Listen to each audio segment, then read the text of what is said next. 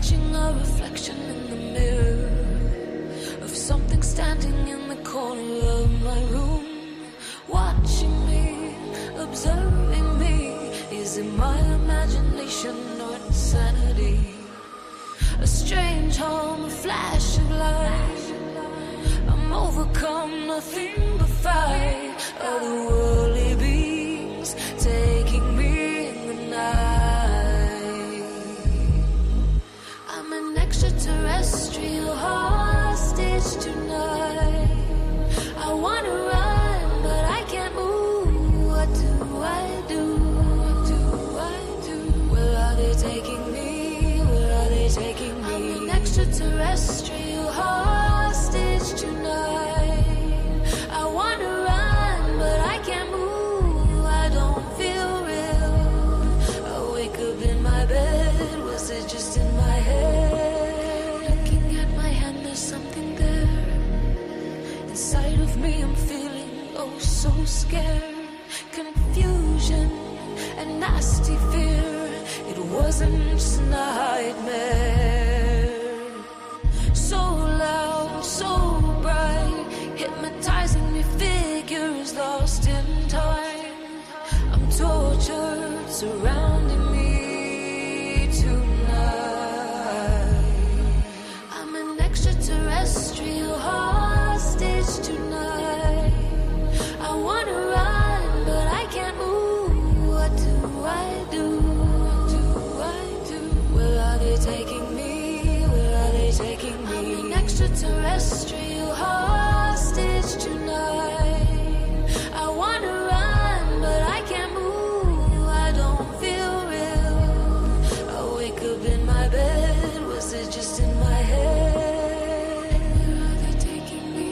I'm swelling in me. Where are they taking me? Anxiety rising. Was it just in my head? Paralyzing panic. Was it just in my head? I'm an extraterrestrial hostage tonight. I wanna run, but I can't move. What do I do? What do I do? Where are they taking me? Where are they taking me? I'm an extraterrestrial hostage tonight. I wanna run, but I can't move. I don't feel real. I wake up in my bed. Was it just in my head?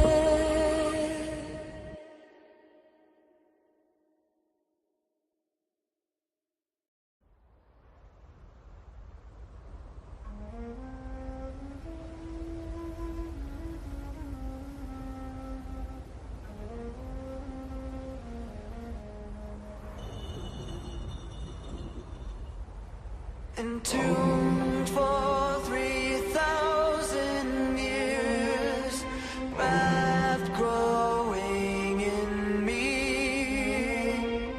I have lived an eternity, suspended in darkness. Release me. Release me. Wasting in the running. Release me. Release me.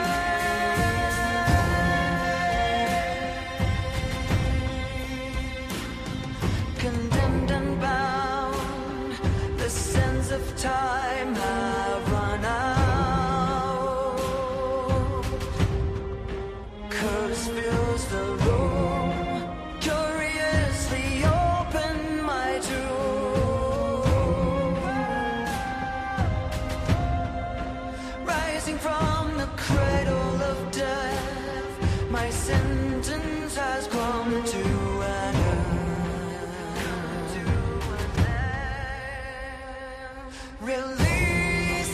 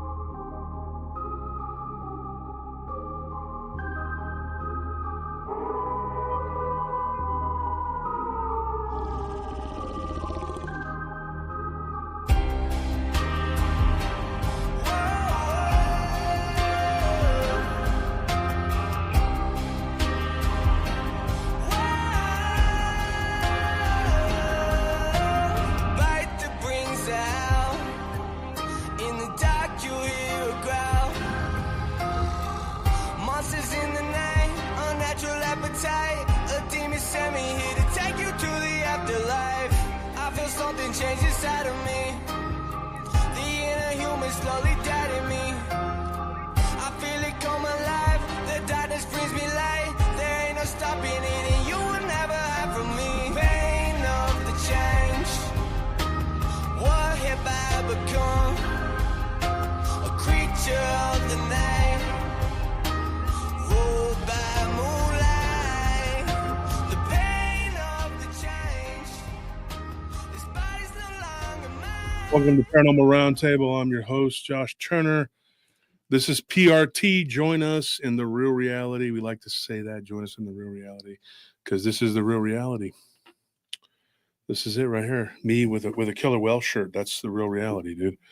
And a little raccoon flying through space on my hat. You see how realistic I am, dude? I'm like a cartoon come to life. There we go. The ops are like, there he is. He's admitting it. He's admitted he's a cartoon. He's not real. He's fake. I knew he was drawn. Somebody drew him. Somebody dastardly and evil. They'd had to draw this guy. There's no way he could have been born this way. You heard it, folks. You heard it. So spread the word. Liberate everyone from tyranny. Oh, jeez. It would be better if the people that dislike me could actually, come up with better theories that I'm AI and there's some crazy stuff out there. There must be some pretty advanced AI. Well, I've been drawn. I was drawn this way. What are you, a Terminator? Jessica Rabbit. She's like, I'm not bad. I was drawn this way. You ever seen that? You're too young. Roger Rabbit. You probably don't know Roger Rabbit. I like rabbits. See, you can tell right here. See that? I love rabbits.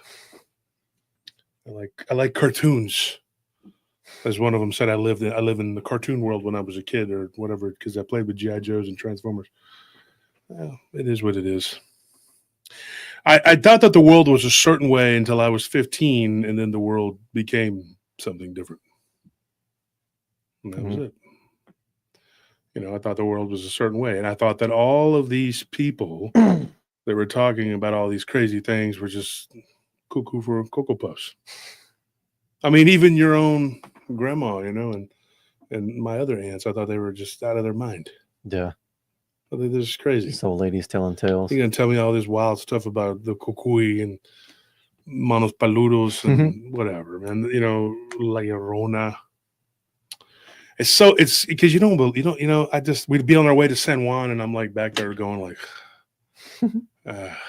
poke my eardrums out. And Jehovah's just rambling on and on about all this weird chupacabra. What, dude? Like, I don't want to believe any of this. The hombre lobo. She claimed to have seen the cadejo when she was chopping cotton in the field. Yeah. You know that story. Mm-hmm. And, she saw the black dog. And, it attacked a guy and it mauled him. And by the time they got to him, he was gone. The black dog had retreated into the woods. Funny thing, though, everybody saw him being mauled, but it was ruled a cardiac arrest because there were no marks on the guy. So that happened to her when she was a young girl. And when she passed, she was in her 80s. So you can imagine how long ago that must have been. Wasn't there a blues musician who passed away like that? Like he was talking about hellhounds was the last thing he was talking about. Like right before he died, he was talking about the hellhounds coming to get him. Who was that? Was that Robert Johnson? Maybe he was in the 27 Club. I think he was the founding member, actually. Because he was supposedly someone who made a deal with the devil. Yeah, Robert Johnson. He played like trash, and then all of a sudden he was able to play. He's the one person I haven't done a whole lot of research on. I've been doing research on some other people in the 27 Club. But who knows? So we have a guest tonight, folks. We have a guest. Sybilla Irwin is here. She's backstage. She's actually the one that drew me. She created me. I'm a figment of her imagination. Way to go, Sybilla. She didn't know that she's the great Oz behind the curtain. She is. You didn't know that her joined with the power of AI. Like I downloaded myself into the Matrix and then I became me. I was just like, I asked for certain things. I wanted a handsome, beautiful smile, See that? Look at that. And then a great set of pecs. See, look at this. I wanted those things. I asked, and then AI said, boom. And then Sybilla had already done the template. She actually had drawn a Bigfoot. I'll be real honest, but I shaved. I wasn't having it. I was like, thank you, Sybilla, for giving me life. But now it's time to move on. Become the Terminator. Horrible guy. He's a horrible guy. She just copy and pasted your consciousness into a cartoon. Yeah, and my latest shenanigans. She's animating you right now. I support term limits in Congress. You're so evil. You're so evil. Every time they uncover something, you're gloating. You're horrible. See, the fact of the matter is, they would love, the other side would love if they could do that, but their people don't find anything. They don't do anything.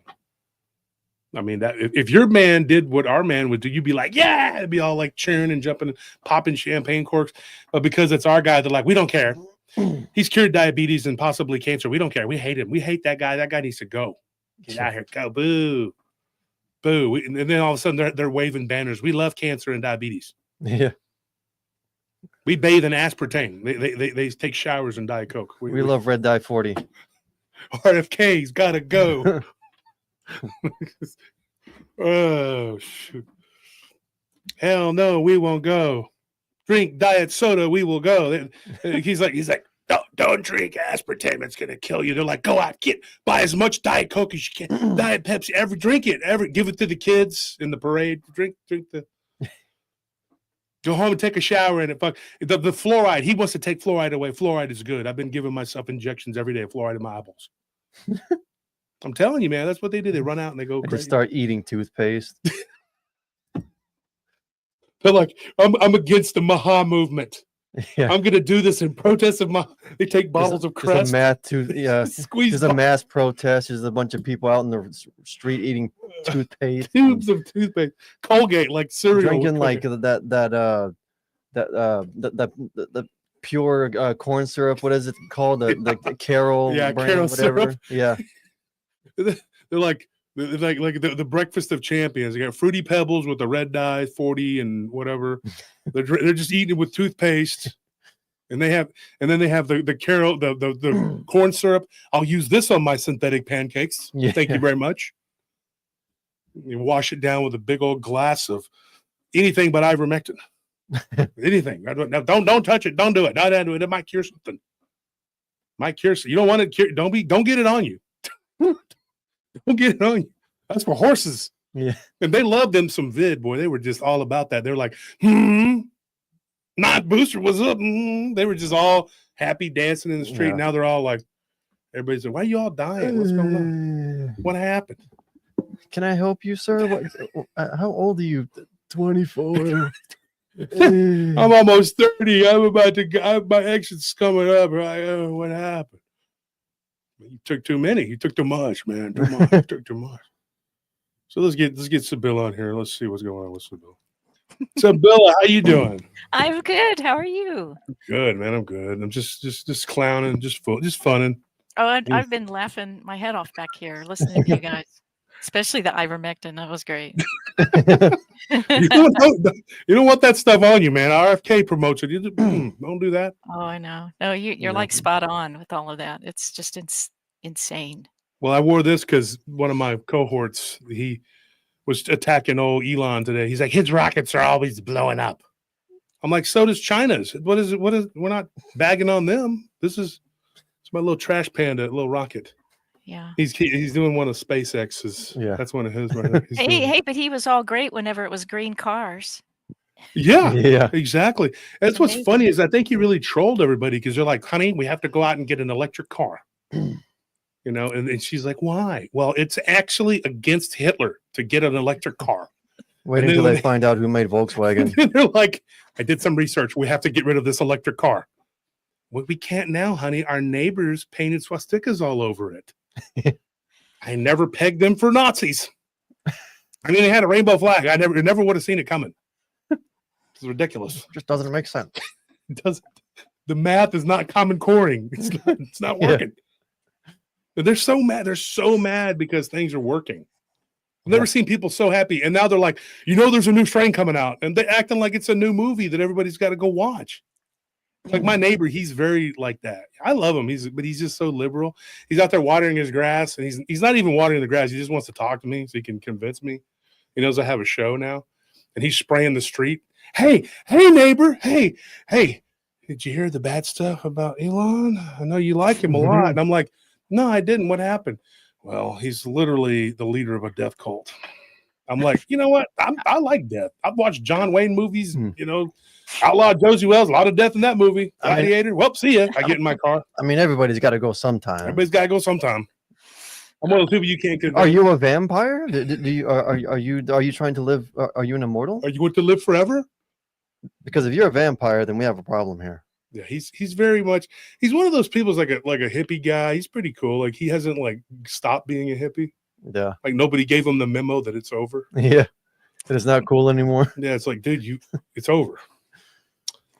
He's like, not me. I'm at Woodstock right now. You're a figment of my imagination. He's still in the middle of an acid trip from like 1967. He's got the shrooms. He's eating them right now. He's like, I had a dream that I was married and had kids, but I woke up from it. I'm like, John, you're naked and you're standing in the street watering the cement. He's a good guy. I just bag on him a little bit because he's he's a little eccentric. I mean, he is really like he's on that other team, bro. He's trying to convince me, and I'm just like, nah, man, I'm not going that way. He's like, we're having a barbecue next week, and I was like, well, Memorial Day was like, I don't observe Memorial Day, and I'm like, okay, what's next week? The beginning of it's Pride Month. I'm like, oh, okay, yeah, sure. I won't be there. Sorry. Oh man, I'm gonna be sick that day. I'm sorry. I'm gonna be sick that day. That's when the new vid is coming out. They're rolling it yeah. out. Aren't you worried about that? He goes, got my 18th booster yesterday. They're dropping the new strain, man. I got to show up for the midnight release. He's like, I'm done. I'm good. I'm ready to go. You try to give him some literature about it. He's just like, yeah. He's like, yeah. I told him about how people are reacting to this. He said they're allergic reactions. Oh, gosh. John, you got an allergic reaction to the truth, bro. It's like truth. Hey, Josh, do you know that my daughter is an embalmer? Wow. Okay. This is getting interesting. Let's talk about that. So how did that happen?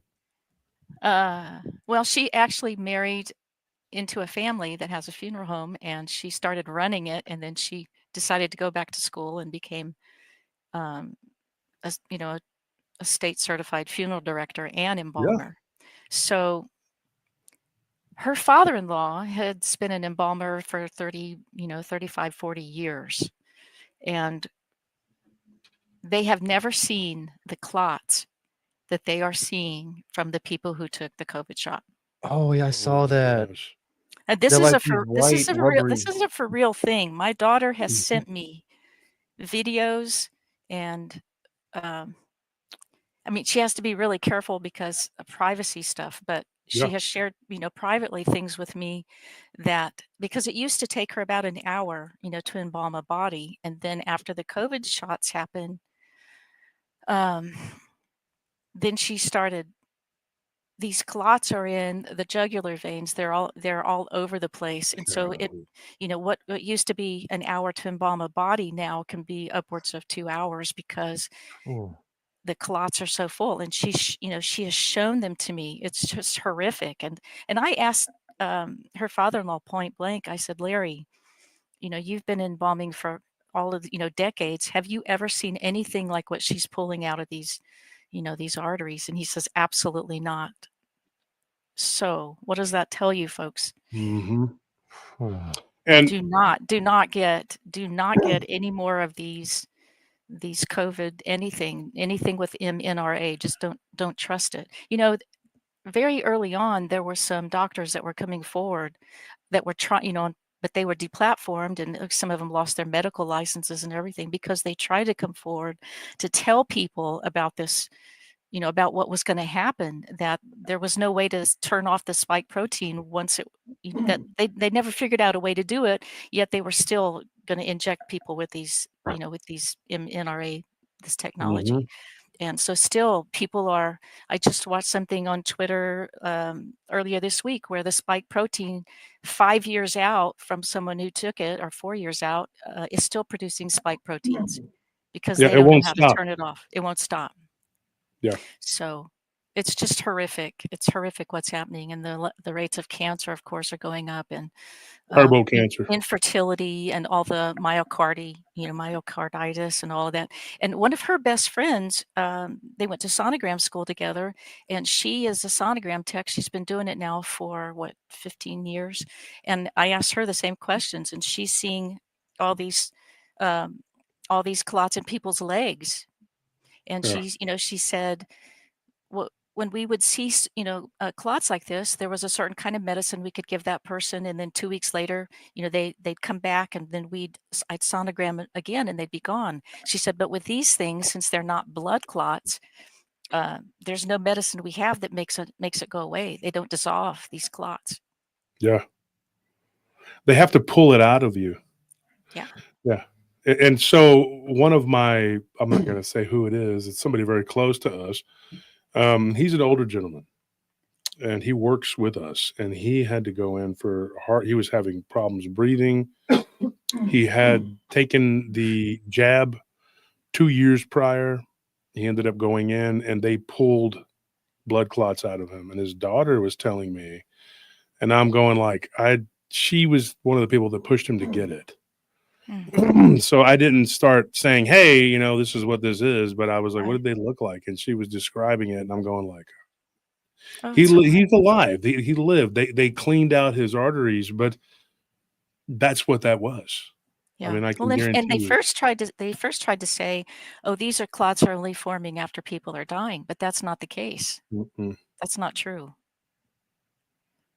Yeah, that's They're really seeing these sad. in living, that sonogram tech. They're seeing it in living people. Mm-hmm. Yeah, and my neighbor, he's all about that. He's always like, I'm proud to have the vaccine. I'm like, well, that's good for you. When your house goes up for sale, let me It's know. just so Yeah. sad. It's just so sad because so many people bought into the whole, the whole thing. They bought into the fear. Not me. Yeah, Yeah. not me Not either. me. There was a guy. I'm going to tell you something, and this is going to sound funny, but this is the absolute truth. And Anthony, you know this. We got a job, Sybilla, and this guy would not meet us in person. And he said, "Your people all have to have." I'm gonna call it the V. I'm not gonna call it the, because I don't want to Right, get I understand. whatever. Yeah. So let's not say co whatever. Let's just say the vid, and we'll say the V for the axe. So the V axe, he told us we had to have that, and I said, well, I'm not gonna get it. And I don't, even if I don't get the contract, and it's a very lucrative contract right there at the Domain here in Austin. And we're talking like, it was like 8,000-9,000 a month for not a whole lot of work. It was like 9 hours. Was it 9 hours a day? Yeah. It wasn't very much. But when we went to meet this guy, he sends because they wanted us to do the parking garage because they were having vandalism. Their guards inside, I'm not going to say they're like soft, but they're not equipped to deal with somebody who's breaking stuff. They look like they look very like not confrontational people. Not cut from that cloth. They're not cut from that kind of cloth where like, I'm going to actually go up and be like, what are you doing? And they'd be like just hiding, waiting for the cops, But he comes out and he hands us a cell phone. He goes like this, and he stands like 10 feet away from us. Mm-hmm. And he's got 2 masks on. Am I lying? No. 2 masks. And he says, have you been V-axed? And I go, no. And he's like, oh my God. Like he recoiled in horror, like, oh my God. Yeah. And then this guy appears. I want to describe this dude. What would you describe, like a leprechaun? He comes on and he's like, hey guys. And he's got these sideburns and he looks like a little leprechaun, like a little, and he's just like, okay, guys. And I see the sideburns, but I can't see his face because he's got the muzzle on, he's got the mask, and he's standing in the middle of a park. Like there's nobody behind him, nobody around him. And he's like, sorry, we have to meet this way, but you can't be too careful. And he's like, I just got my picture. I'm ready to go. You guys going to do that? And I said, we're not. And I said, he goes, oh, well, I've been working with your partner for a while. And I said, yeah. And I told him, and he said, he knows that we're not going to do that. And he goes, well, if you have someone who doesn't have the V-axe, they can't go inside to use the restroom. I said, that's fine. Well, where are they going to use the restroom? I said, we have another account just right catty corner from you. We'll just go and use that building. And I almost slipped up and said, they're normal people. Yeah. We have immune systems. And Anthony was like, you muttered something. We had the masks on. It was horrible. You can't, And Yeah. Anthony said something. I didn't understand it, but it kind of sounded like you said something derogatory. I probably did. And so I just kind of talked over him, and I said, "Don't worry about it. We're getting plans in place to get everything done." So he took that as like, I'm gonna get that, but I'm not gonna do that. I was not gonna. Yeah, I'll get right on that, man. Yeah, we're gonna go right out and get that. We're ready for the death GAD. Get right on GAD. that. And I told him, I said, we're not doing that. But then I said, well, we got plans in place or whatever, blah blah blah. And so we worked there for about 8-9 months. And sure enough, like he showed up one day, and he was, it was toward the, like, I guess tail, like middle to end of it. You still had to wear the mask. The mandate was still in place here in Texas, and you're from Texas. We ended it earlier than everybody else, but anyway, he shows up and he's got the 2 masks, and he's like staying back from me, and I'm all like just looking at him, and he's like, "You're not using the restrooms, are you?" And we had been. And I said, "No, of course not. We don't want to kill the people inside. We're not murderers." Yeah. And he's like, "Well, thank goodness. I knew I could count on you guys." And he goes in there and he comes back out and he says, "I have a question. Thomas," that's the guard who was in there. He says that you guys have been using the restroom." I was like, "Have we? I don't know. I'll make sure that it stops immediately, and just whatever." And then the guy leaves, and then I'll see him again for months. And the thing is already over with, and we're doing the contract renewal, and he's still wearing a mask, and he still won't meet us without the mask. Like, we're across this long table from him, and he's talking, and I'm just like, geez, this dude is so. And he gets in his vehicle and he drives away with it on too. And I'm just like, holy crap. And then when he found out that I had a show like this, he laughed. He snickered. He goes, "Oh, that's weird." I'm sitting there looking at this dude. Dude, you're a living leper. You're literally a leprechaun. Literally. I was going to say, dude, get back on that Lucky Charms box. Why are you out here? Why are you with us out here? Who's doing the box? That's your job, bro. Wait. I wasn't going to be mean. I just said, whatever. He's really, really, really, really little, short, diminutive guy. He's like probably 4'10". I'm not even kidding, man. And he was like, and I wouldn't be so cruel, but he was so condescending and rude, man. Yeah. Just like, dude. So, Sybilla, what do you got going on here? Because I know you are an amazing artist. And guys, let me tell you what, Sybilla did the artwork for my Bigfoot book, and that was originally her picture that she had drawn, and it was based on Charles Hamill's encounter, right? Yeah. So very, very nice work. She does a really good job. Oh, thank you. And your Dogman book too. There's a lot of, I worked with some of your witnesses. Yeah. So what did you think of the witnesses? Oh, I thought they were great. Yeah. Yeah. I thought they were awesome. Yeah. Cause it was a labor of love. It was a lot of work. We did a lot of work, and I kept having to make changes. Yeah. Yeah. And I think I did 8 sketches for your book. And I didn't get to talk to all of your witnesses, but I got to work with most of them. Yeah, and some of them are going to be on a TV show coming up. I don't know that I will be, because I just can't. I couldn't even make time to get the interview done. I couldn't do it. I know too much, and if I can't do that, I'm definitely not going to be able to make it out to Seattle, I think it is. Can't do it.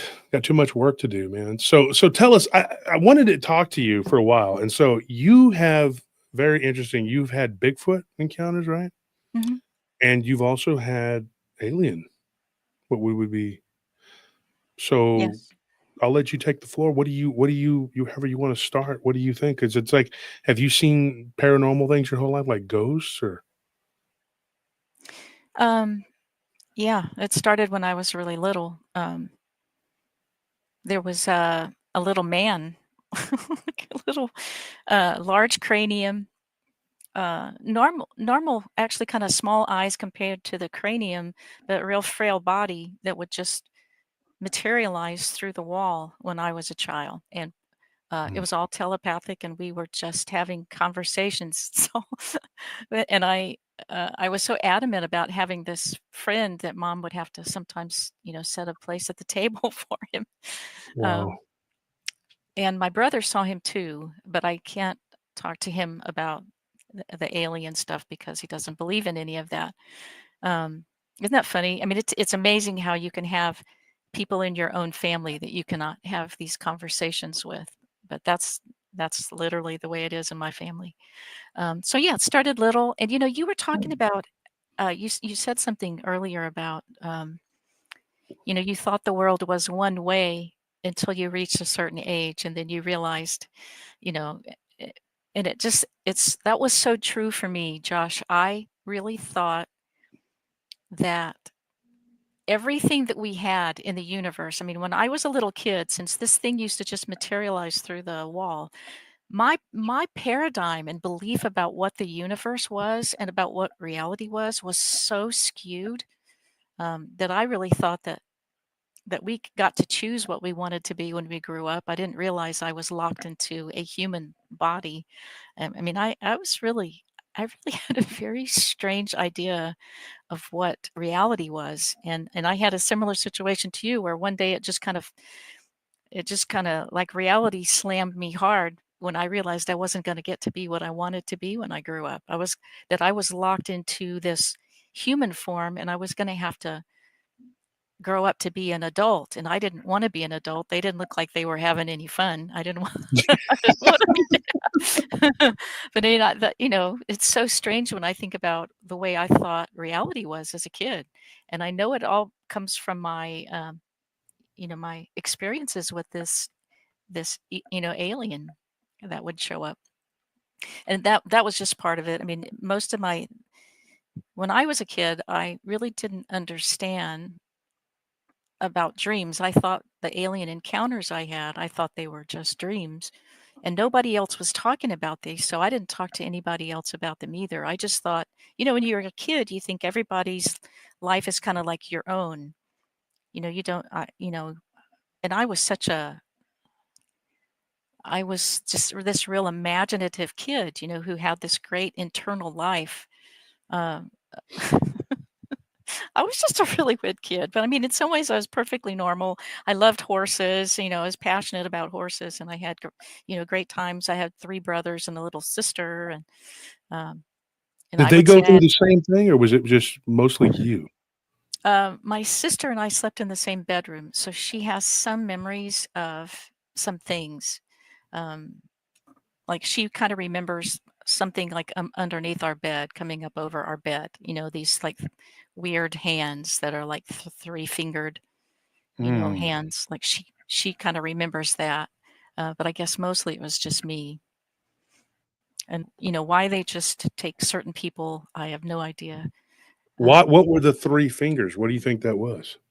Their hands, that's just how their hands were shaped. And I guess they were popping in multidimensionally, which is what a lot of people now, feel is the truth about these aliens, that they're actually not from out there, that they're from another dimension, and they can come in and out of our dimension at will. That's kind of how my experience was. They would just, suddenly be in the room, and you could feel it. Like I would wake up knowing that they were in the room. Like you could feel that Yeah. energy in the room, and it was absolutely and utterly terrifying to wake up knowing that they were. I mean, you'd be frozen. Like you're paralyzed in fear, and you couldn't move. And it Feeling, was a fear. oh, just, yeah. I mean, I would Wow. just wake up knowing they were in the room, and just,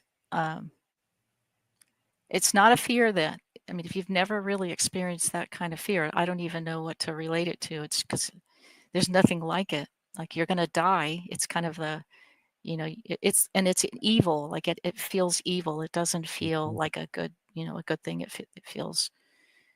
feels like death, and it feels, horribly evil.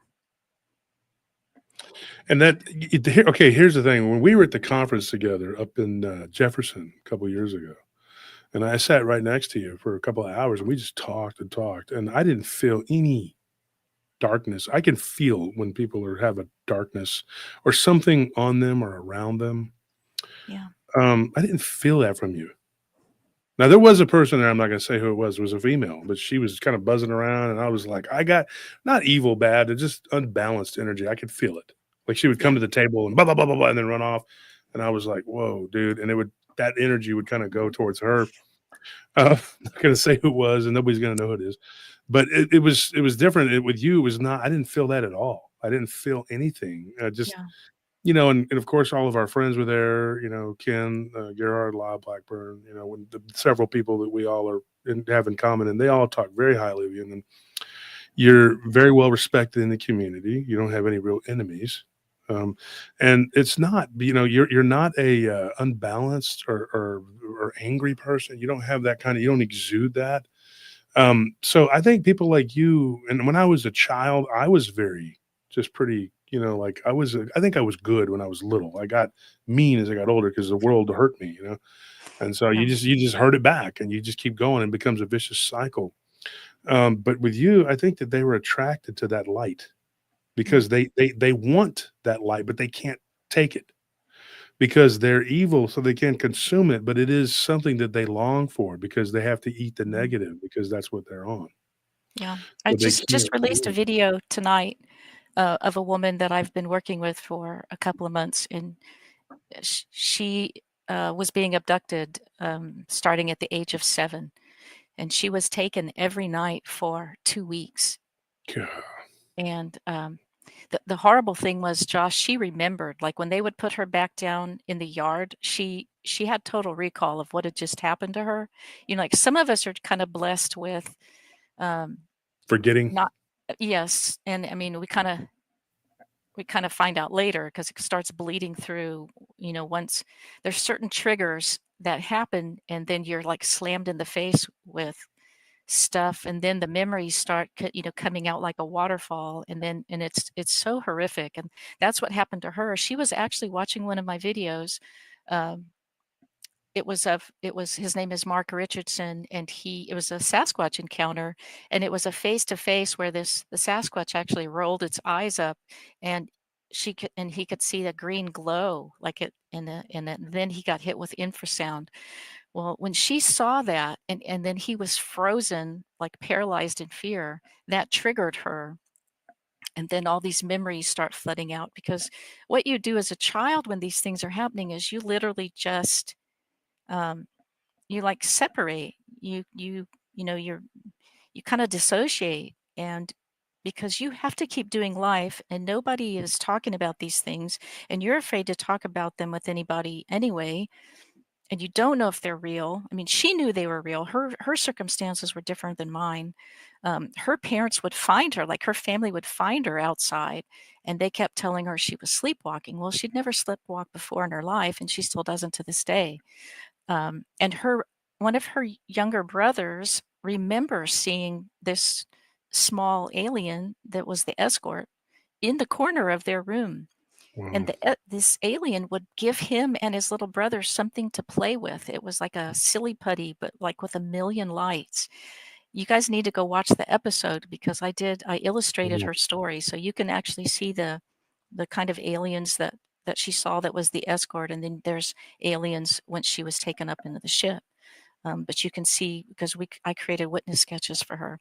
Anyway, so this escort would give these 2 little boys this silly putty with a million lights in it, and they would be totally distracted, and then they would take her. And then, eventually her brother would realize that she was not in the room, and he would go looking for her, and they would find her outside. And this happened for 2 weeks in a row, until one day her mom is combing her hair and starts hitting something hard in her hair, and she couldn't get it out with her fingernails. She tells her brother to go get the pliers, and her mother pulls a tracking device out of her head, and it's Mm, like a corkscrew with some jewels on it. yeah. And after that point, she wasn't taken as a child anymore, that she recalls. If it's the corkscrew thing with that's not grays, then what is that? These were tall. These were like 7 feet. Whites? Were they the whites? No, they were not the Nordics. Well, no, I They're mean like the white. They kind of look like grays, but they're white. They they're don't. they're No, they weren't white. They were skin, like anorexic, Yeah. like anorexic, bony, the big eyes, but they're a little bit different than the small gray that was in the corner. Yeah. And it's terrifying. Because the grays usually it's like a BB. I mean, I'm not an expert. I'm not going to sit here and say, "Oh, I know which ones are which," but I've interviewed a lot of people who've had alien abduction. Here's the weird thing, and I've said this before. I know, me too. Goodness gracious, I started talking about it, and I feel like I'm going to choke. It's I weird. know. Nice try, reptoids. Right? It's just Adam Schiff. Oh, sorry. Better luck next time. Yeah. I can't help it. I got to stop. But no, so these people that I've interviewed that have these encounters. One of the things I've noticed is there are people who have OBEs and NDEs. They have Bigfoot encounters, and I think if Bigfoot is around, they can see it. And I've had this conversation with several of our colleagues that are into the Bigfoot community, and I said, you need to start interviewing people in a different way. You were at that conference, and you were like the only one of all the people. No, there were a few other people there, but you were the main one. Let's put it that way. That was making sense to me. Like it was speaking to me. When I saw your speech, I was like, this is right up my alley because this is what you were talking about. It's frowned upon by a lot of the Bigfoot community, but unfortunately for them, it's actually changing because now people are figuring it out. Like, oh, so it's been 80 years and we haven't found anything. Well, give or take a few days. But yeah, why are we not finding anything? Maybe because this thing is interdimensional. And when you talk about space, now I said this, I was at the UFO conference, the one in San Antonio, and I said this on, I talked to some people that were there and they asked me my opinion, and I told them, you don't want to hear my opinion. That's what you want me to tell you. And they were like, no, yeah, they wanted to interview me for this paper, and it was these they were children, they were college, not children, but they went to the UTSA. And so I told them, I said, look, what I think is it's all connected. I think cryptids, ghosts, Bigfoot, I think it's all connected. They're not the same. They're not the same. They have their own populations and everything else, but the Fae, they come from another dimension, but it's all depends. And so the one kid asked me the question, I want to know what you think of this. And she was very, well, actually it was he, the first one that asked me, he said, where do they come from? I said, they come from wherever they choose to live. And a lot of times they live in motion. I know that sounds weird, but they're always moving around. They're almost nomadic. And they have certain ones that are that's their job, just to move around and take from us. And there was a girl there with her, and she said, this is what I told her. She said that, what are your thoughts on them being interdimensional? I said, they are interdimensional, but they are also from other planets. Both, and I believe that there is a theory out there, I'm not saying I subscribe to it, but that our world was spun off from another universe. If you were to go outside of our universe, you would be into another universe and then another universe. And each one of those has multiple dimensions. So which universe and which dimension are they coming from? Because they could come from a fifth density neighboring universe, which I know that I believe, at least for, I'm going to say a fact, but there are certain individual alien species that do come from that fourth density, from the alternate reality, but it's adjacent to ours, but it's not really adjacent in that way. It's like ours is inside of theirs, and we were actually popped out, like by their terms, it's only been like 100 years, but for us, it's been like 12 billion, because time is so fast, because we're inside of their universe. And I don't mean just inside of it. I mean, like, we're like in a terrarium. You know what I mean? Yeah. And then there are universes that are inside of ours. It's crazy to think that our whole world, our entire universe might just be an aspect of a greater one. It is. Like one aspect, or a whole world is just an expression of one aspect of like a greater reality. Yeah, and ours is infinitely expansive, and like, for our position of who we are, how big we are. Mm-hmm. It's infinite, because size and everything else, it gets quantum, But if you were to take our position in this universe, it's infinite to us. Yeah. We could never get to the end. But there is an end, but we can't get to it. So it's infinite to us. But getting outside of it, you would just go into another world. It's like imagine this, you're a gerbil inside of a little cage, and you get out of the cage and you're like, oh boy, where am I at? And you run around and you find out that you're just in another bigger cage. You're in a science classroom. That's where you're at. You can. And then when you get out of there, you're like, oh boy, I'm out. Then you're in the hallway. Eventually you might make it outside to the parking lot and get squished. I mean, it's like a Russian doll. Yeah, it's never ending and it's infinite. And so that was the answer. And then the last question they'd asked me, if I believed in God, I said, who else could you possibly cling to in this craziness? I mean, there's nothing else. You would have to believe in God, because somebody has to be in control of this, you know? What do you think of that? Do you think I'm correct, or do you think I'm just out of my mind, or what? Your eyebrows go up. You're like, your eyebrows go up like, oh boy, this guy's nuts. What No, I don't think you're out guys of your sign up mind. No, I don't think you're out of your mind. I think what we really and truly understand about this reality, you could fit like, on a little fingernail, in the universe. I don't think we've been told the truth about anything. No. I mean, Not at honestly, all. I just don't think we've been told the truth about anything. Yeah, it's all been lies.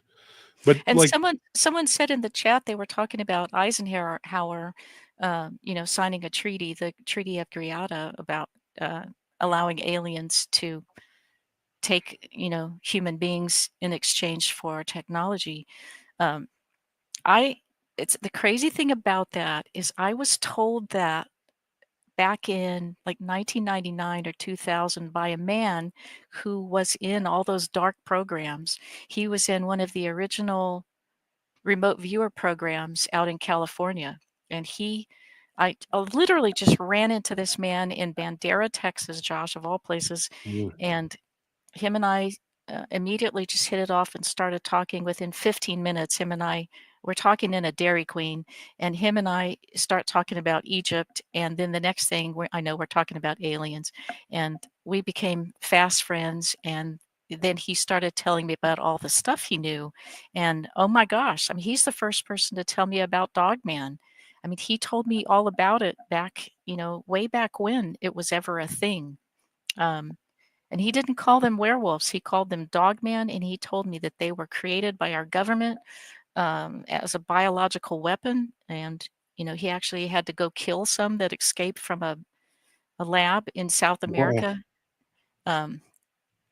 So everything that this man told me has become true, every single thing. And, at the time, I thought he was crazy. wow. Like, I really thought he was crazy. But he was brilliant. But I thought, this man is either like just a genius crazy, or what he's telling me is the truth. And this was way before, I became involved in Sasquatch research. But every single thing he has come to tell me has come to, been true. And he told me about the Treaty of Greada way back then, way before I had ever heard about it, or saw anything about it. How long ago did you meet this guy? It was back in like 1999, 1998, somewhere Wow, back in then. And he was telling me all about, what was going to come. He told me about the New World Order. He told me about, that there was going to be aspects of the government trying to depopulate the planet. He told me about UFOs hovering over nuclear, sites, taking all of the weapons offline at the same time, which, our military couldn't even do, but the UFOs were. I mean, he told me all kinds of things that have all come true, every single thing. And he told me that they would kill him. They told me that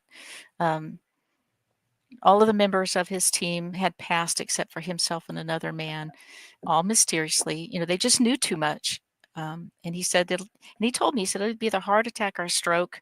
They have a gun that they can point at you and create a heart attack or a stroke, and there's no evidence of it. He said, but the CIA has these things, which, now has come out. All that's come out too. And so in 2005, I got a call from his wife saying, well, Sybilla, they got him. And I said, oh no. And she said, yeah, he's had a stroke and he doesn't even know who I am anymore. Oh, that's man. terrible. Well, that's what they do is they take your legs out from under you. Mhm. You know, they take out what you need the most, your mind, your voice, your whatever. Yeah. Yeah. All of And that, everything you told me was true. so let's unwrap a little bit of this here. Cryptid Commission says UFOs are deactivating nukes, training heavy military installations. Yes. I talked about this on the show once before, and I say it goes back to Woodrow Wilson. Woodrow Wilson, I believe, was one of the first to make the deal. I think that he was introduced to it. He didn't really know what it was and didn't. I think Eisenhower inherited it.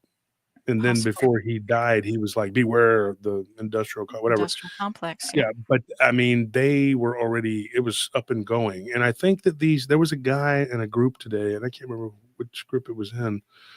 Because I'm in so many, but this guy was saying some stuff, and I'm going to talk to this guy. I was talking to him on Messenger, but and I had an interview today, which is weird because I had an interview with an abductee that was going to tell me about nuclear, like something about the nuclear plant being the meltdown at was it 3 Mile Island? What's it called? Yes, there was a 3 Mile. 5 Yeah. Mile Island or 3 Mile Island, whatever. It was And 3 she was Mile. gonna, Yeah. 3 Mile, yeah. And she was going to tell me, and then I don't know what happened to her. She never got like we were at 5 o'clock. We were supposed to talk, and she never messaged me back. So hopefully she didn't get something happen. I don't know because she was going to tell me about it. I've had some other people telling me about this too, like with Fukushima and some other things. One of the things I'm going to say, and this may sound very controversial, people are going to disagree with me till the cows come home, but I'm going to tell you this: nuclear weapons, folks, nuclear energy can unravel the atom. When people die, when they pass over, okay, I say crossing over, that's what happens. Their body falls limp, but the soul comes out and moves on, right? Right. That soul is energy, and they can actually measure the weight of this at the time of death. Yes. Oh yeah. They've done it. A lot of people, Russian, Finland, Japan, they've done it in Taiwan. They've done all these experiments all over the world. It's a real thing. We know it is. Yeah. And they've all studied consciousness. Nobody really knows what it is, but supposedly our universe was created for that reason. All right. Not saying I subscribe to that 100%, but that's what I've been told. But this is what is really interesting to me. The people who, this is horrible, but at Hiroshima, when the bomb was dropped, there were people whose shadows were embedded into the wall. I'm going to say something, and it's going to sound really controversial. Those people's consciousness, those people's soul energy, they died the second death. And I know this. I'm going to tell you, it's going to sound crazy, but I've been told this by more than one person, including remote viewer. It's a friend of mine. And the second death, what I mean by that is like that's like the consciousness that is you goes on, right? So that is unraveled, that is dissolved, and that energy goes back into the ether. You no longer exist. That is the terrifying part of nuclear war. I had somebody one time when I was young in my church say, and I don't know how I knew this either. I blurted this out. I was 13. I was 13 years old, and we were at church camp right here in Bastrop. And ironically, I remember that particular church camp because a bunch of kids claimed to see Bigfoot because it's the Lost Pines over here, right? Once again, I missed it. I didn't see the Bigfoot, but a bunch of kids saying we saw Bigfoot, and they claimed all this stuff. And of course, I was jealous. I'm like, you're lying, because I was jealous that I didn't get to see it, but I would have probably ran, But there were a bunch of 13-year-olds, and then there was 13 to 15-year-olds. We were in the same group together, and we were at the pool, and then afterwards, we went to this assembly. Now, the assembly was like a church service because it was 2-week camp, but I enjoyed it because they had preachers, and then they had the children got to come up and talk and witness, and so they got me to go up there and speak. And for some reason, we were talking about the Cold War. We were talking about it. And of course, I was born in 1975. So, 13, I'm like, it's like 1988, and it's like the year before the wall fell. And so I just started talking bad about the communists because the people around me were, And I said, and I was like, and Russia's horrible.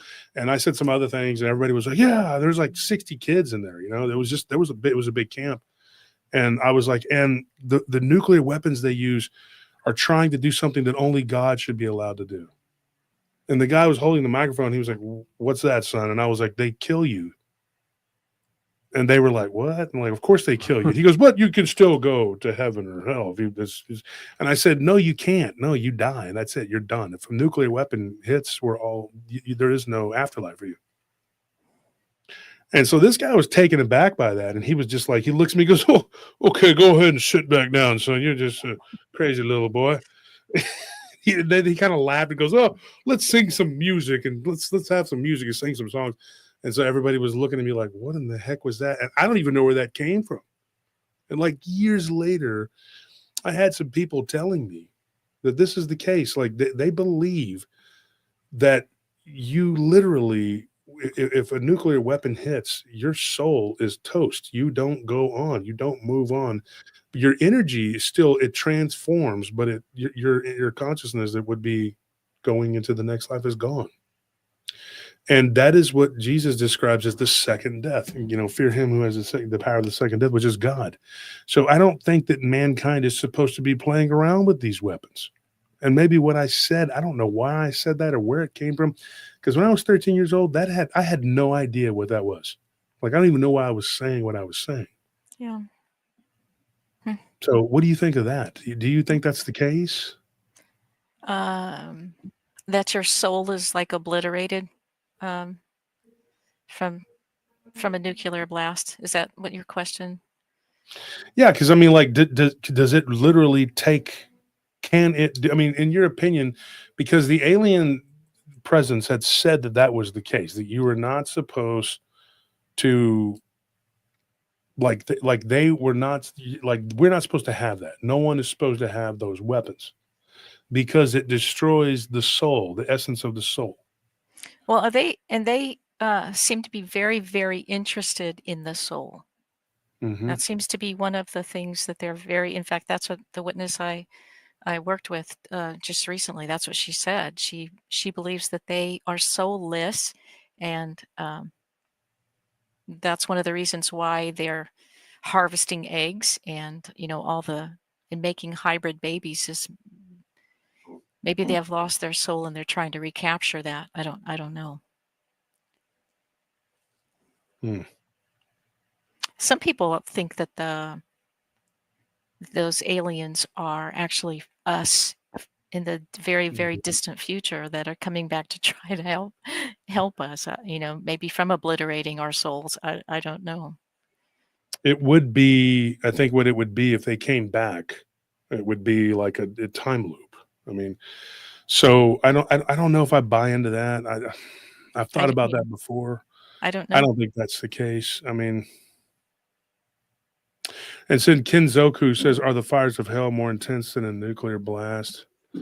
I would say probably that's probably the whole point, that it's not supposed to be that way. It's supposed to be intense, but nuclear energy, folks, is not something that we were supposed to be messing with. I mean, I don't believe that was something that we were ever supposed to be dealing with. Splitting atoms and subatomic particles. It's like, dude, I don't even think that's something that we ever should have been playing with. You wouldn't be able to play with hell. You know what I mean? So. Yeah, I don't know. I have been outside of my body. I mean, I have I had a spontaneous astral projection. I mean, just found myself outside of my body in 1982. And it changes your life. It changes the way you see consciousness forever. Like once you have experienced that, you're standing there and you're fully conscious, just as if I'm speaking to you now. But there is my body sleeping, and there was my husband sleeping. I turned and walked through the wall and watched my little girl, who was 6 months old, sleeping. Kind of took little mini snapshots of how her hand was grasping her blanket, because I wanted to come back and check if that was really real. And then walked back and looked at us sleeping again, and then walked right out into the front porch. And this was in Colorado Springs, and I'm standing out on the front porch. The air is exactly the same. All the smells are the same. The sounds are the same. And I do not have a body. and I'm not terrified. In fact, it feels like the most natural thing in the world to be outside of your body. And I just instantly thought, well, where do you want to go? Because you're not, you don't have a body, so you can go anywhere you want. And so as soon as you have a thought about where you want to be, well, like that fast, that's where you find yourself. But you can never, after something like that happens, you can never view living in this body the same way, because I know that this is not who I am. It's like a body car, it's like my meat suit for right now. But I know my consciousness is gonna can travel. And I did some experiments like with it. I would go, like I went to my sister's house and I walked around. She was asleep, and so I just studied how everything was in her house, including she was a dancer, a ballet dancer at the time. She literally sat down, from a late rehearsal. She was exhausted. She sat down in her bathroom and took all of her clothes off and left them right there at the base of the commode. And Wow. so, I mean, I could see everything. And I was living in Colorado and she was in San Antonio. And the next morning I called her and I said, okay, I came to visit you because I could talk to her about spiritual things. And I said, I'm going to tell you exactly what I saw and tell me if I get it right. And sure enough, I described perfectly like what she had done. So, I mean, I had proof that it wasn't just a dream I had, because a lot of people think, oh, well, astral projection is just dreaming. No, it's completely and utterly different. And I have very vivid dreams, and I recall my dreams. But this being out of your body is 100% different, and you know it when you're having it as well. So, but it changes you forever. You can't ever see life in the same way. Nope. And it gives you all sorts of hope too. That you go on, and you're going to see the people that you love, and this is just a body car for now. I think the most memorable incident for me was when I went into my neighbor's apartment, and her and Susan was a really good friend of mine, and I'd lived across from her for about a year, and her boyfriend was a great guy, and I immediately called my best friend and I said, "Hey man, you're not going to believe this, but I just traveled into Susan's apartment." And that guy, he was living in the same complex as me. We used to be roommates. I had two roommates. And he was just like, "What? Really?" He's a black dude. He was just like, "Dog, you was spying on them?" That's the first thing he came. I said, "I didn't spy. I just went into their," because me and him were talking, and we thought our apartment was haunted at the time. And so did our friend, and we've talked about him, John Kelly. He's, God rest his soul. He died a couple years ago. But we all did. And John was an atheist, but he left his body, and so did my friend Greg. We all did in that place. So we were wondering. So I figured out something. I was lying with my head toward the north and my feet toward the south, which is, they say, is one of the ways that you can do that. And when the way our bedrooms were, that's the way we faced. And so years later, I contacted Greg and John, and I said, "You know how we were like, I think we were coming out of our body. These weren't just weird dreams." And the most vivid one was, and I saw Susan, they had like this charcuterie, is it what it's called? Charcuterie board? Charcuterie board, yeah. You're over there just chowing down. Charcuterie board. He knows what it is. He's eating. He eats and eats. It doesn't gain a pound. This guy, man, I'm so jealous of that. Yeah, it's a curse. Yeah, I see that. It's a real curse. It looks like a very delicious one. I'm taking one for the team over here. Exactly. Suffering. So, and I saw what she was eating. I said, "You were drinking red wine." I don't know anything about wine, but I saw it and I named it. It was some Italian name, And I was like, "You had some like, looks like prosciutto or something and some cheese." And she was like, "How did you know that?" And there's no way to get, because the only, you have the second floor. You have windows. The only way in is through that one door. And then there's a balcony on the other side. And I was like, their blinds were closed. I saw everything. They were watching Friends. I was like, "Dude, I saw you watching Friends." It was like a fairly new show at that time. And I was like, "Dude, that was crazy, man." Like, I think back on that all the time. Like, and that one was like the first one where I really was like, this is not a dream. I am completely in this level of consciousness. Right. It is. Yeah. It's crazy. Yeah, and you learn, like, I mean, like when I think I was like 7. I was in second grade. I remember that. So I woke up and I was bouncing kind of, because in that astral body you can still kind of bounce off of objects and stuff, but you're not fully, like, if you try, you can go through them, and it's a weird feeling. Stuff kind of feels like a sponge. I don't know if that's, for me anyway, it kind of feels like, you push through stuff.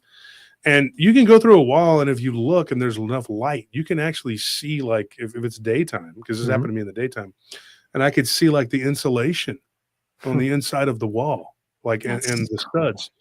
And I was like, what the heck, And so when I was a kid, my parents were remodeling our house, and they woke me up because my dad he's always been a workaholic, but he's like, I want to get this done. We were adding another bedroom, and they were working, and it was like 1 a.m. And I remember my mom getting mad because they're like, you're waking up the kids. And my dad's like, it's summer. What does it matter? So they were there. My dad's 2 friends were there. David and Steve. I remember them. They're really nice guys. And they were working, and it was like 1 a.m. And my dad my dad told me and my sisters to wear earmuffs, which we didn't even have. That was just like, he told my mom, he's like, oh, they're wearing headphones or something. I don't remember what it was. And so I remember Steve coming in the room and telling us to put these headphones on so we could sleep. And my mom she was livid. She was like, that's not going to work. And so they were living out in a little trailer behind the house. So we remodeled the house, and it was really nice. And then we only stayed there for a year, and then we sold it and moved, which is whatever. But they remodeled it. And I remember waking up from the banging, and I was like, oh man. And I look over, and the wall looks weird. And I could see, we had a nightlight. I had this little, R2D2 nightlight. I remember that. And I look over, and the wall was like, and I'm like, where am I at? And my face kind of bumps into something. I'm like, whoa. And I see the ceiling that has the float on it, and I'm like, what the heck? And I'm like, I'm up, and so I look down, and my body's there, and then I freak out, and then I wake up, and I'm like, oh, and then I was on the top bunk, and I fell off because I had these rails, and my sister she was like locking them in place because she knew I would flail around in my sleep. And I had this stuffed animal. I shouldn't even talk about this little stuffed animal that she would grab and give it to me so I could hug it and go to sleep until I was about 6 or 7 years old. So I must have been 6. I was 6 because I didn't do that anymore after I was like 7 or whatever. Of course I didn't. I was a big boy. But my sister would put it up there with me, and I would fall out. And it was this black sheep named Baba. That was my grandmother had made it for me. She made that when I was not even 2 years old, and right before she passed away. So I didn't know her very well, but I slept with that thing all the time. And my sister would give it to me, and I would fly. She'd see it go flying across the room, and she'd get up and begrudgingly go. And this is one of the few nice things she did. She'd always make sure I had him with me. And then I would go back to sleep, and then she'd lock the little rail thing so my leg would hang off or whatever, fall off. And that day I didn't put the rail up, and it was summer, like I said, and my sister had been on the phone talking to her friend. She's a few years older than me. So I just remember like us going to sleep, and I fell off of the bed, and my sister asked me what happened. And I told her, I said, I don't know, the hammering woke me up. Even though it's like 2 rooms over, I could still hear it. And I was on the ceiling. And I just remember her look on her face, like she just looked at me and just rolled over, went to sleep, like get away from me. Like she did not buy into that at all. And so years later, I told her, I was like, I used to get out of my body all the time. I got up to get a drink of water one time, and I was out of my body. And it started, I started remembering it that day. And I used to have these dreams where I was falling, but I think that's when you're coming back into your body. Yeah. Right? I think so too. Yeah. So you were coming out of your body when you were dealing with these alien entities. Is that what you would think they were? Or before I say that, I mean, I didn't. When I was a kid, yes, but I kind of thought they were dreams, and it never occurred to me because you're just a little kid. Like I was probably 6 years old. I mean, later on when you're older and you're looking back at what you call dreams, it makes no sense that a 6-year-old would be having the type of, dreams I was having. Like, I never I've never had a surgery in my life until I was 21 and I had my tonsils taken out. But here I am as a 6-year-old having these dreams where I'm on a metal table and there's these, big-eyed people. I mean, it's just like the witness I just that I just did. Her name is Lori Stubbs, and when I started doing her illustrations for her story, she told me, "How are you doing these like so exactly like how they were?" And I said, "Well, because I'm using my own experience because I had the I had this shared experience of what she had of being laying, on a table, like a metal table, and these beings are looking over you and they're doing all sorts of horrible experiments. There's needles, big long needles. They're going in your eyes, your nose, your ears. They're going in your abdomen, in your navel, up your private parts. Now, why would a 6-year-old be having such a dream? Why? Like I said, there was no surgeries. There's no reason for that. But it's not something I questioned as a 6-year-old because I didn't know to question. And even if I did, who would I have taken those to? There was no one. There was no one to talk to about that. And so as a child, I just petitioned all of that off. Is that it has to be some kind of dream. So, but I would see, I could describe 100% what these instruments look like. I mean, it was crazy, the detail that you remember, even, back then. But like I said, I just petitioned all that off and just got on with my life as a little kid, That's what you do. And then one day I was walking in a mall. This was like 1987, 1988, and Whitley Strieber's book Communion had just come out. And you know how they did back in the day, a new hardbound book would come out, they'd make a big display, and they'd have 50 books on the big display right out front. Well, I just happened to be walking by. It was Barnes and Nobles or Dalton's or someplace like that. And I turned and I saw that face, and oh my God, Josh, I just came unglued. I mean, it stopped me in my tracks, and I recognized that face. It was her. I recognized her instantly, and I ran to the nearest bathroom, and I was just, I was just throwing my guts up. And I've never had that kind of experience in my life where I saw something. I mean, and I've seen blood and guts and all that. I came upon a really bad wreck one time, and blood even doesn't affect me, but seeing this face, I was just throwing up. And I remember after I finally stopped throwing up and I just sat down, in this stall, and I'm shaking all over. Like I'm just, my legs are shaking, my whole body's just shaking. And you have to come to terms with it. You just say to yourself, I don't know what this is. I don't know what just happened, but I know that face. I know who she is, and I'm going to have to deal with it. Like I can't just shove that down anymore.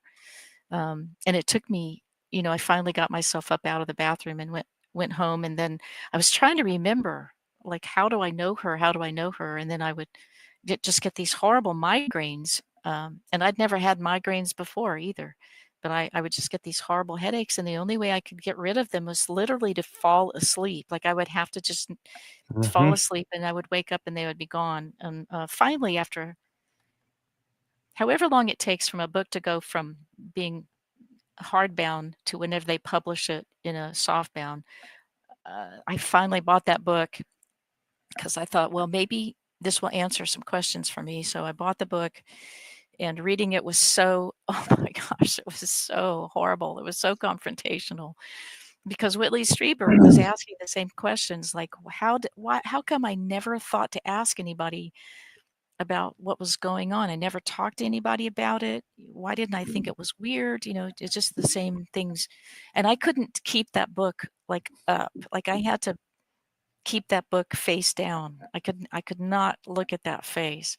So finally, I called Mutual UFO Network, and Walt Andrus was the head of it. And, their chapter was in Seguin. And one day I called him and I said, look, this is what happened. and what do you think it means? And, so he was really kind with me, and we talked, and he said, if you would like to explore it, would you consider regressive hypnosis? And so I said I did, but I didn't want to just go to anybody, and I didn't know anybody, and I didn't want to be led. I just really wanted to uncover the truth. That's all I wanted. I just wanted to know the truth. Was I just having weird dreams, or did this really happen to me and it's just been buried because it was so traumatic? And so it took me 6 months to get up the courage to go see this man. And I'm a very courageous person. I'm not scared of much, but that took me. I was terrified of uncovering the truth, but I finally did one day. I actually have the recording on my computer. I transferred it. It was just a regular cassette tape back, back in the 80s. And Josh, I've only listened to that recording one time because it's horrible. It's just, I'm crying through the whole thing, because of what's happening. I'm describing, the scene. And there were so many encounters, finally after an hour and a half, the man just said, I think we need to stop. This is enough. And, if you ever want to come back, and, we'll do this again and we'll uncover the other stuff. But I never went back. I should have, but I didn't go back. But like I said, it started when I was just a little bambino, standing in a crib. And then there was one encounter was really strange. That I remembered under hypnosis, that I literally just found myself outside in the house we lived in. It's not actually 2 miles from where I'm living right now. And I found myself outside following a laser, what looked, back in the day, there was no such thing as laser beams, but I was following a laser beam out into a field. And there was this, when I got into the field, there was this UFO that looked like a toy, like a spinning top. We used to have those metal toys that had a plunger. Yes, and Yeah, then it I started remember I spinning. had Well, one. that's kind of what this UFO looked like in this field back behind the house. And there were other people like myself that were walking like in a trance to this ship. And then I remember getting on the ship, and then the person who was the man who was regressing me said, look down at your feet and tell me what you see. And when I did, I gasped because the feet that I saw were like they were reptilian. Mm. And this thing, I slowly, when I got the courage, I slowly, and I'm under hypnosis, but even then it took me courage to lift my head up and look at this thing's face. And it was, it was like one of those praying mantis like looking things. It was not a gray. It was like some kind of reptilian. He had reptilian skin, and he was absolutely terrifying. Cold, like cold, cold, cold. There's not a molecule of warmth in those things. Very robotic, matter of fact. Very Yeah. very insectoid moving. Like they move like insects. It's not everything. Someone just asked in the chat, have I ever been able to talk to my parents? Absolutely not. No. Now my kids, yes. My kids, because these things started happening with my children, which was, as a parent, that is your biggest nightmare, that they are going to, in fact, that the helplessness of not being able to protect your children from this experience is one of the hardest things I've ever had to.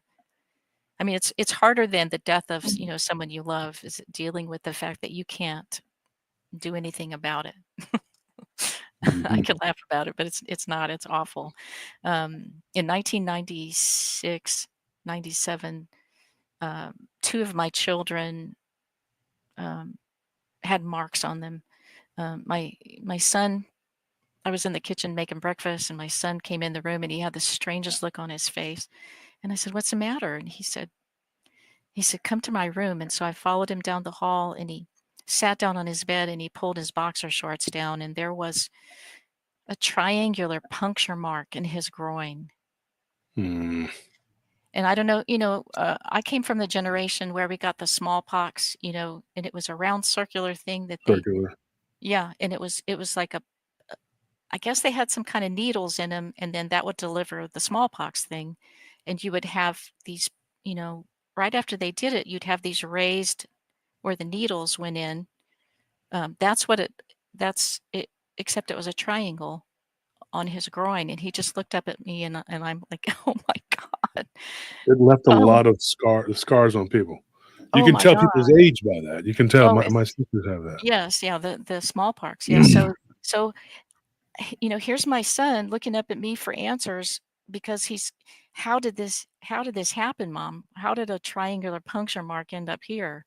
And Yeah. then my daughter walked in. She's 2 years older than he is, and you know, she looked at it. We all looked at each other. I didn't even know what to say. She turned around and walked back into her room, and then, you know, 30 seconds later, she's screaming, and she has a triangular puncture mark in her groin. Yeah. You know, one of the things I've studied too is the vampire phenomenon. I've done a lot of work on that as of late over the last, 8, 9 months, I guess it's been. But people find these bite marks on their groin. Very Oh, common. It is very common. And that, like, most recently, there was a woman.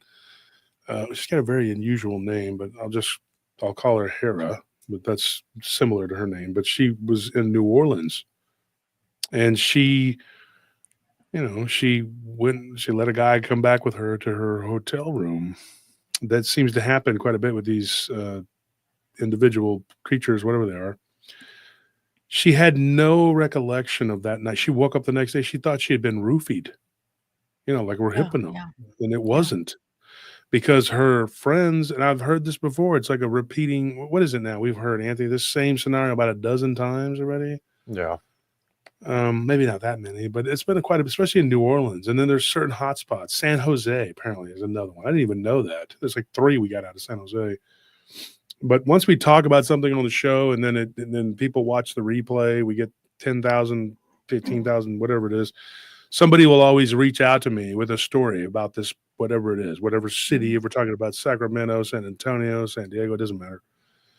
And this is no exception. But this woman, she says, my friend referred me to you, and she said that she didn't think it would happen. Now, this is a funny thing. She's black, but she told me, she goes, I thought it only happened to white people. And I'm like, no, it happens to everybody. She goes, I know. She's pretty funny, but we started talking, and she goes, I really didn't think that this kind of stuff was real. And she goes, I didn't really. She's like, we don't really talk about this kind of stuff. She's like, I've heard of the Rougarou, things like that, because she's from New Orleans, but she's from not from New Orleans, Baton Rouge. But she had gone down to New Orleans. She only been there a couple times, and she's like, my mama always told me to stay away from there. She's like, so I go home with this guy. She said he was very pale, and she's like, never in a million years would I think that something like this would happen. But then she had this, what she thought was a dream. Get this. Mm. They did a hypnotic regression on her. She went to Alexandria, which is weird because that's where my grandfather claimed to have seen this hyena-looking dogman thing stand up. My grandmother saw it too, years before I was born. And she was talking about going to Alexandria, and she said that she went along with her friend because she kept having nightmares, and she was being abducted. But they weren't aliens; they were like these balls of light, and they were taking her into underground, like into this, like below the earth, whatever. And they would just be these balls of light, and some of them would unfurl into these like little elf-like creatures. Now, there was a woman that I talked about. It was on the show. Her mother was a doctor. She was from China, the Fujian province. And she talked about being abducted, but not by aliens. They were like fairies. I mean, fae, I don't know what that would be the right word, but like some sort of weird gremlin-like creatures within the earth. So when she started talking about this, then she said that she goes, I just saw somebody at the door and then they were gone. Okay. Sorry about that. We've had some weird stuff. Close that. I don't want to see whatever's going on out there. We need to do a cleanse in here because it's so much stuff. And I'm not even going to lie to you. One day I saw a man just like walk, like we were here. It was just like, and then Tony saw something just straight up, like right, and you've met Tony. He was at the conference, but it was just, Anyways, we closed the door. We've been hearing weird stuff like knocks, 3 knocks. Oh, 3 Yeah. knocks. That's a big deal. I've heard 3 knocks my whole life. Yeah, and we've been It's hearing always it like 3. almost every show here. It's always Even 3. the audience can hear it. Yeah, it's always 3, Sybilla. I don't Yeah. know what's going on. I mean, so long story short, I will get into this woman's story in depth, but what ended up happening, she did the regression, and this person that was talking to her, she's like, "Do you know a man named Samuel?" His name was Samuel. He called himself Samuel. And she says, "Yeah." And she's like, "Yeah, he's a vampire." And then she went home and she didn't remember, she didn't have any until she went home, went to sleep. She woke up and she was like, remembered everything that this guy had done. And it was, he bit her. And he drained, blood from her. She's like, this guy was, she asked him to stop because he was going to kill her. And so he was like, okay. And then he just like covered her eyes and her face. And she said his eyes were glowing in the dark green, like emerald green. And so it gives me the chills. And then she said that she started having these weird abductions. So she had this guy's number. Of course, it's not a working number. So she goes back down to the French Quarter 3 more times. 3 more times. And eventually she runs into this guy. I'm not even kidding. At a bar where they say, and they openly say this too. This is, you can look this up. It's like the vampire bar where they say that these people actually hang out there. They really actually hang out there. Because I know one of them challenged me and threatened me to go down there to go to New Orleans, and I'm like, no thanks. I don't feel like smelling that. But I really have no use for New Orleans. But I was like, I'm not going to go there. It's too hot and sweaty. But I told him, I said, I mean, we have our own issues here. This guy's like, oh, you better not let me cut you down there. Well, you won't, because I'm not going. But she was abducted, and so she runs into the guy again. She runs into him again. That's all I'm gonna say. I'm not gonna keep going because she's got a whole bunch more to tell me. But suffice it to say, like, it went really weird. It was very weird. He was in the process of getting another girl to go with him, and she goes, I don't even know how he did it. It was just like, a couple drinks, and then I was just, it was crazy. She's like, and it was just kind of embarrassing too. She was kind of embarrassed to tell me. Yeah. But she was very open once we started talking, and I just told her, I said, look, I mean, it's important that people know that this stuff actually happens. He had told her after he was getting ready to leave, he's like, you're going to see a lot of weird stuff now. Like, that's what he told her. Wow. So it was like the bite or the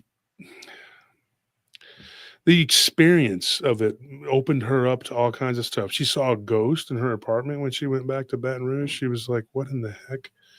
And the spirit tried to communicate with her and said that it had been there for a long time and was telling her about purgatory and all this other stuff. And she's like, this vampire woke up all of this stuff.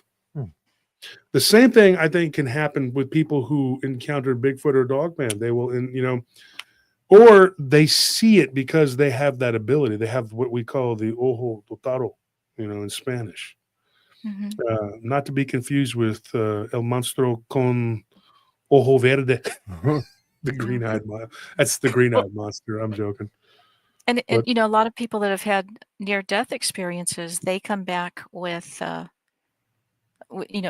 open to psychic abilities or healing. Like, they didn't have healing abilities, but they come back from a near-death experience and they come back with abilities that they didn't have before. Or maybe we all have them, but they're just kind of closed down. Opened. Dormant. Yeah. Yeah.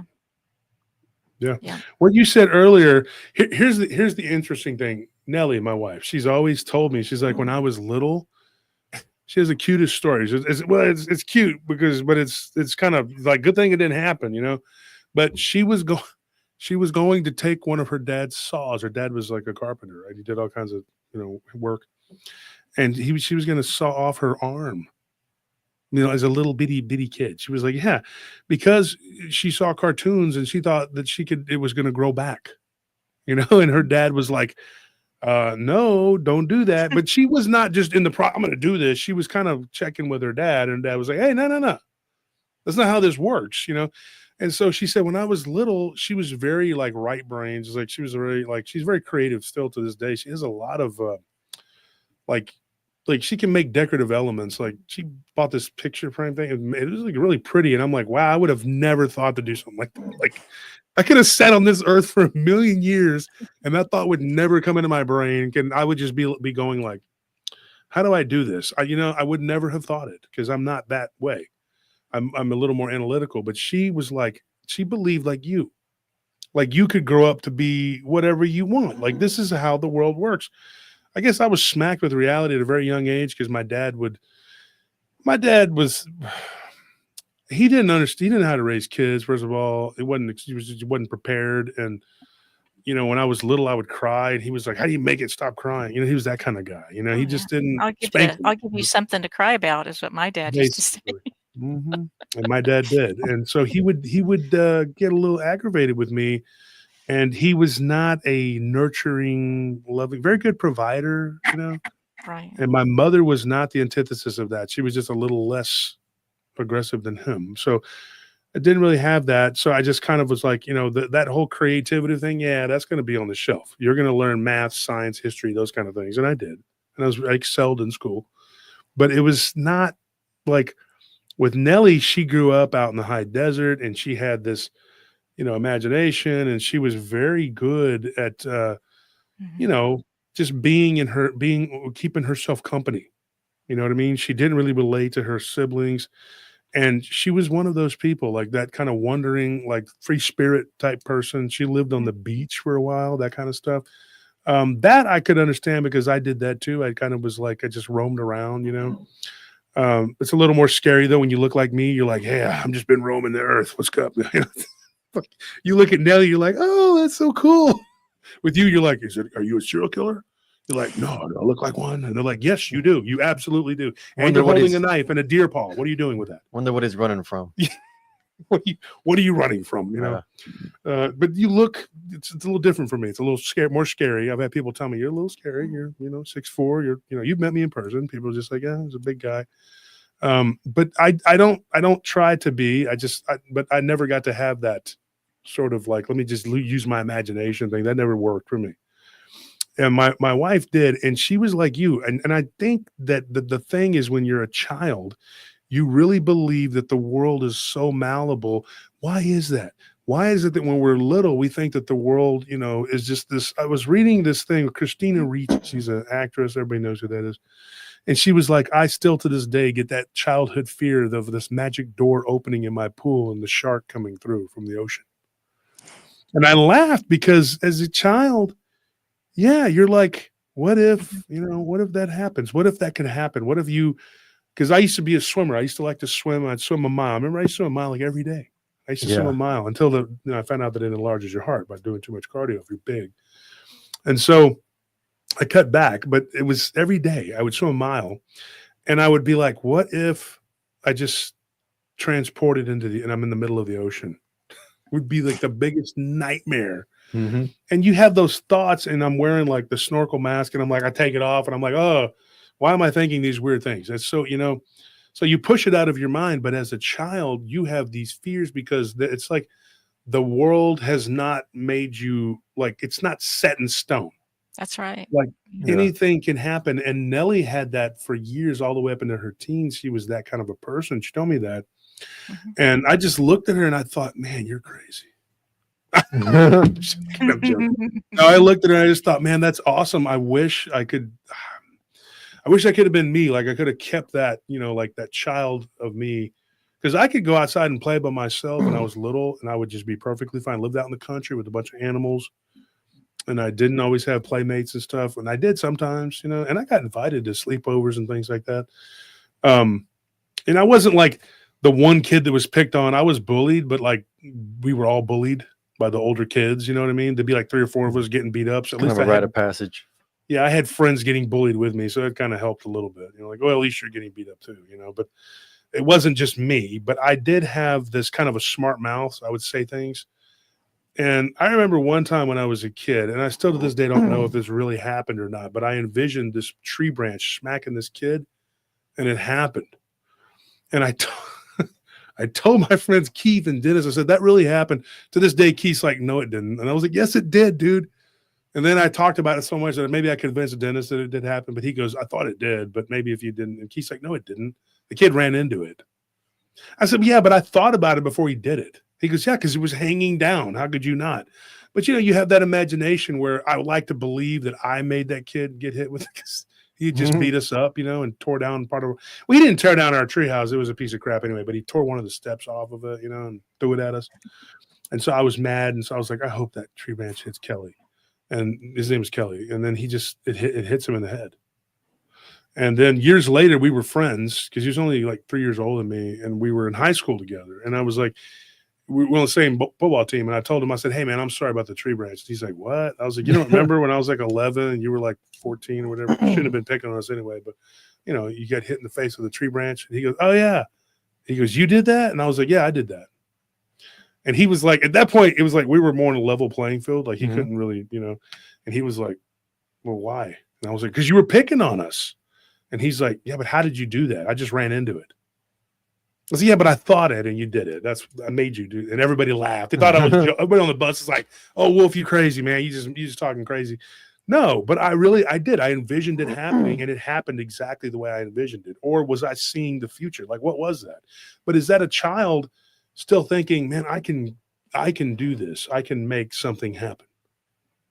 Like I would will things into existence. Like I would focus all day long on something, and then sometimes it would work. Yeah. Like it would work. Like my dad came home one time. He was tired too. I knew he was. And he'd worked all day, and he came home from the plant, and he goes, you want to go to the baseball card show? And I was like, I was focusing on it all day. Like my dad's going to come home. He's going to ask me to go to the show. I knew because he didn't say nothing about it, because he's one of those people you got to plan ahead type thing. Wasn't real spontaneous, when it came to stuff like that. And he was like, you want to go? And he drove me to Austin, and we went right there at the Cherry Den. Doesn't exist anymore. But I was like a child, like in that way, I thought, okay, if I focus this, I can make it happen. I can make it happen. And I think when I was a teenager, I invited accidentally, I've talked about this on the show, these 3 alien beings into my room because my friend was talking about having these dreams. My friend Chad, I'll never forget. His name was Chad McGregor. And he literally told me, he goes, you can use my name. I don't care. And I was having these dreams of this, like I would be out of my body type dreams, but it was sort of dreamlike, not really like in this consciousness. And then he tells me, we were playing Super Nintendo. I'll never forget. It was like all the rage at that time. Yeah, we were like playing Street Fighter 2. We thought this is amazing, super graphics, it's never going to get any better than this. This looks like a cartoon, And so he was just like talking. He goes, yeah, there's like 3 of us there, my other friend, and we're drinking copious amounts of root beer or whatever. And my friend's like, we're in like teenagers, 15 and whatever, high school. And he's like, I had a dream that this thing was chasing me down the road. And we were talking about these dreams. And my one friend at that time, he said he didn't have dreams. We thought he was weird. We're like, Simon, you never had dreams? He's like, no, I never dreamed. I was like, it's weird, But my friend Jason said that. And now Jason was with me when we saw these black dogs. And my friend Tony that came and sat across from me had told this story on the show a few years ago. And I remember us talking about the alien abduction phenomena. It just popped up because when we turned the Super Nintendo off, that advertisement for those Time Life books came on. And I'll never forget, they had the alien thing or whatever. And my friend just recoiled. He goes, this creeps me out. So he changes the channel. And I was like, go back, dude. I want to see how to order those, because I wanted to order them. Because you didn't just get on the internet back then. This is early 90s. You didn't have all that. Not until Al Gore invented it, right? Yeah. You didn't have it. And so he goes, why do you want to order those? I said, because I'm interested in this, because I had sleep paralysis one time and I thought there was an alien by me. And this is what he told me, a little punk. He told me, he goes, if you want them to come to you, they'll come to you. And I'm like, and my friend Jason, he's like, Jason just kind of looked at him like he was crazy. He goes, what are you talking about, man? How are you going to get an alien to come to your house? And he goes, I just thought about it and it happened. And Jason goes, all right, man, whatever, dude. Jason's black dude. He's just like, he goes, these weird people, man. He's just, I can tell the look on his face. And I said, well, you're the one that was saying you were being chased by a monster. He goes, yeah, but it was a dream. And Chad goes, yeah, it was like a dream. He goes, but I was out of my body. He goes, and I woke up and I was on the floor. My clothes were on backwards. So it was like so then I went home and I thought about that. And I said, you know what? I'm going to see if that works. And so that night I woke up and there were these 3 blue, tall, skinny beings. And I've said this on the show, straight up said this many times, and they were right there. And they just kind of like looked around my room and they just kind of acted like they weren't really interested in me. They left. I guess I didn't have enough light to whatever. So they just left, and then I told my friend like the next day was like Sunday and we were at the swimming pool. And I just remember school was about to be let out, for the year. And I remember we were swimming and I said, dude, I saw these aliens. Without hesitation, he goes, were they blue? And I said, yes, they were blue. He goes, there you go. He goes, see, I thought it was a dream too. He goes, but I think you can call them to you. And then he's just kind of sitting there and he goes, but I still think it's a dream. And I was like, that's how you cope with it though. That's how you cope with that. You pretend like it's a dream. So years later, I thought that. But you can literally make stuff happen. You can will it into existence. I never did that again. I never focused any energy to try to get them around me at all. Yeah. Because I didn't want that. And there wasn't a fear. Like when they came into the room, I've had many people talk about these blues and they scare them. They'll have this just horrific fear. I didn't have a fear of it at all. In fact, I was really sleepy. And I just kind of like told them mentally, like, please leave my room, because I was in between dream state and I thought maybe I was just tired and I wanted to go to bed. So I ordered them out of my room. And I just told them, in 3 different languages, like, please just leave. English, Spanish, and angry, just grunting. And they left. And my mother, I told her about the dream or whatever. And she told me, she's like, yeah, since we've been living in this apartment, I've had some really weird dreams. She never would divulge until years later. She told me a little bit. Because she was one of those people, old school Mexican woman. She's just like, oh, if you talk about it, it's going to come to you. And there is something to that. There is. Yes. But you have to protect yourself. You have to protect yourself. And it's interesting that people have told me that they can call on the name of Christ. And I've had good experiences with the Saint Benedict, which I did some research on that too. And the Saint Benedict, the order of Saint Benedict is one of those that they were like a line of, not like, I wouldn't say go so far as to say monster hunters, but they've battled with them. The monks would go really deep into their belief and how to combat these things.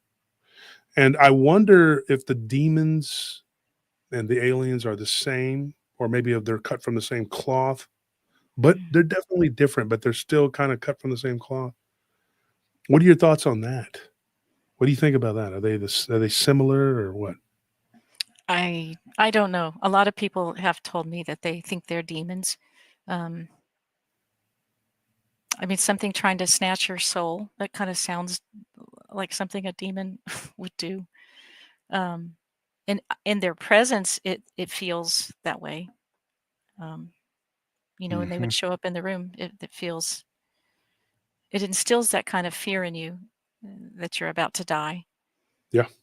Yeah. So I don't really know. I think there's more than one kind. It's kind of like the whole Sasquatch thing.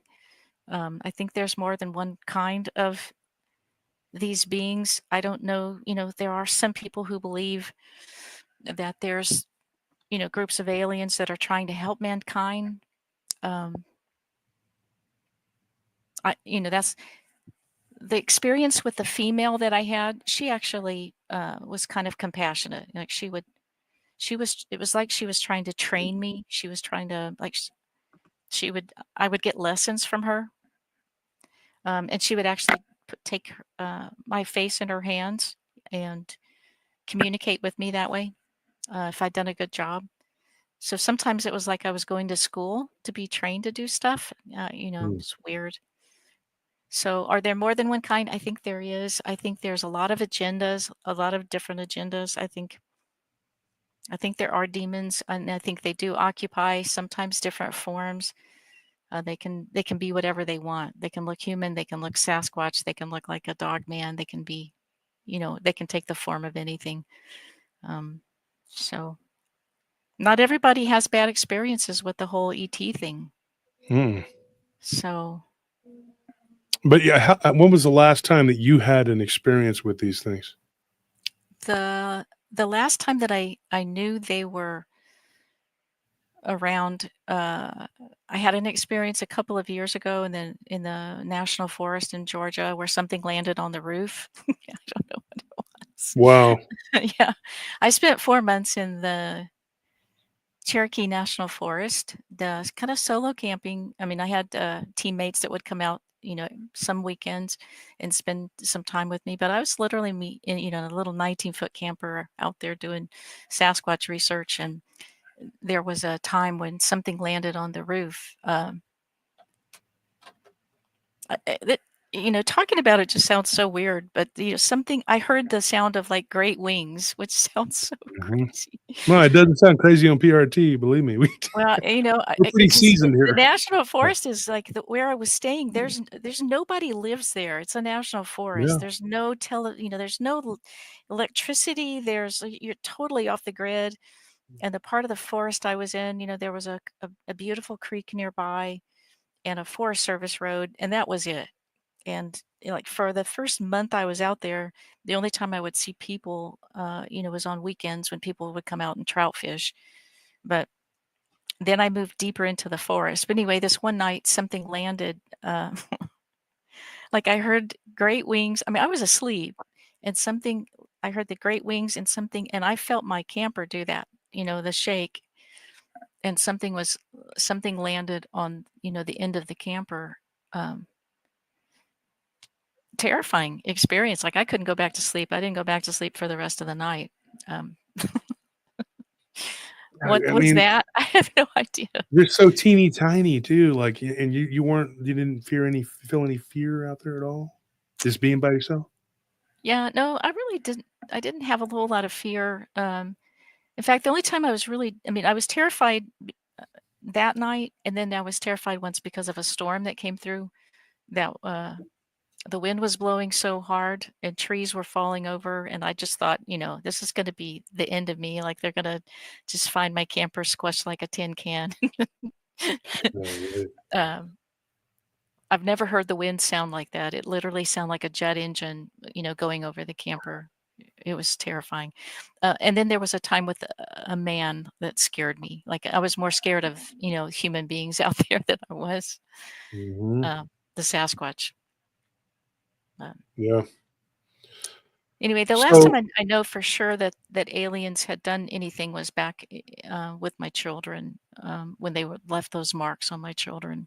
mhm. And then I started.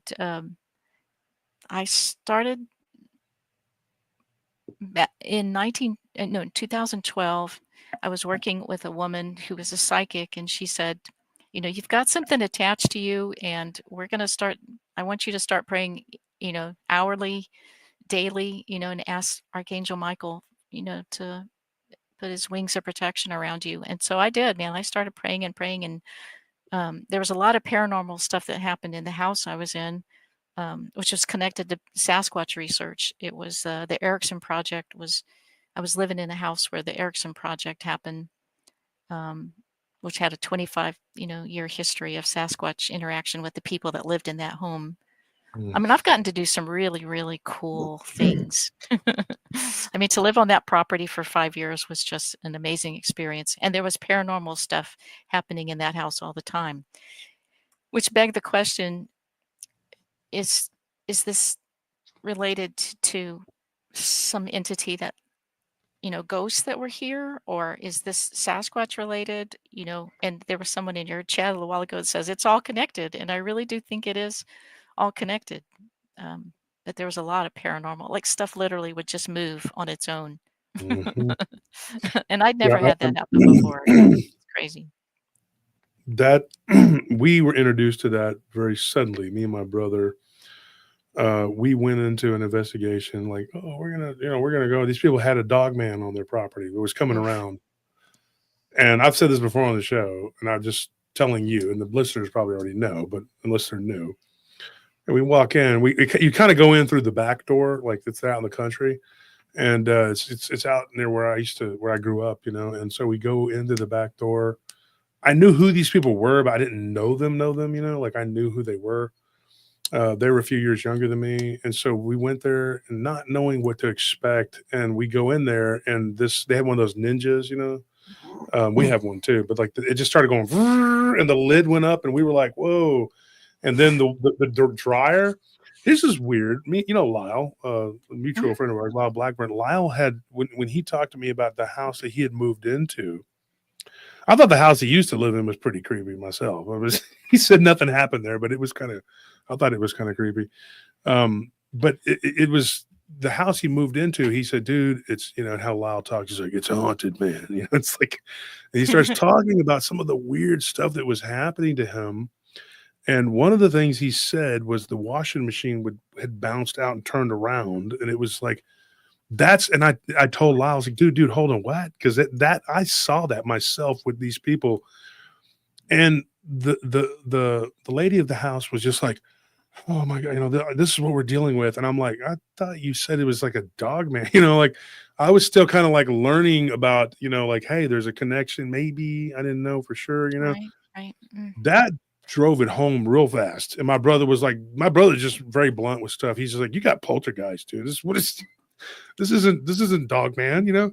And then she's like, well, my son is drawing pictures. And when my brother looked at the picture, he's like, oh, that's a demonic werewolf. And, you know, he blurts it out. I told him, I was like, look, we weren't really accustomed to investigations. It was local. So we thought we'd go check it out. And my brother just kind of blurted it out. And I was like, okay.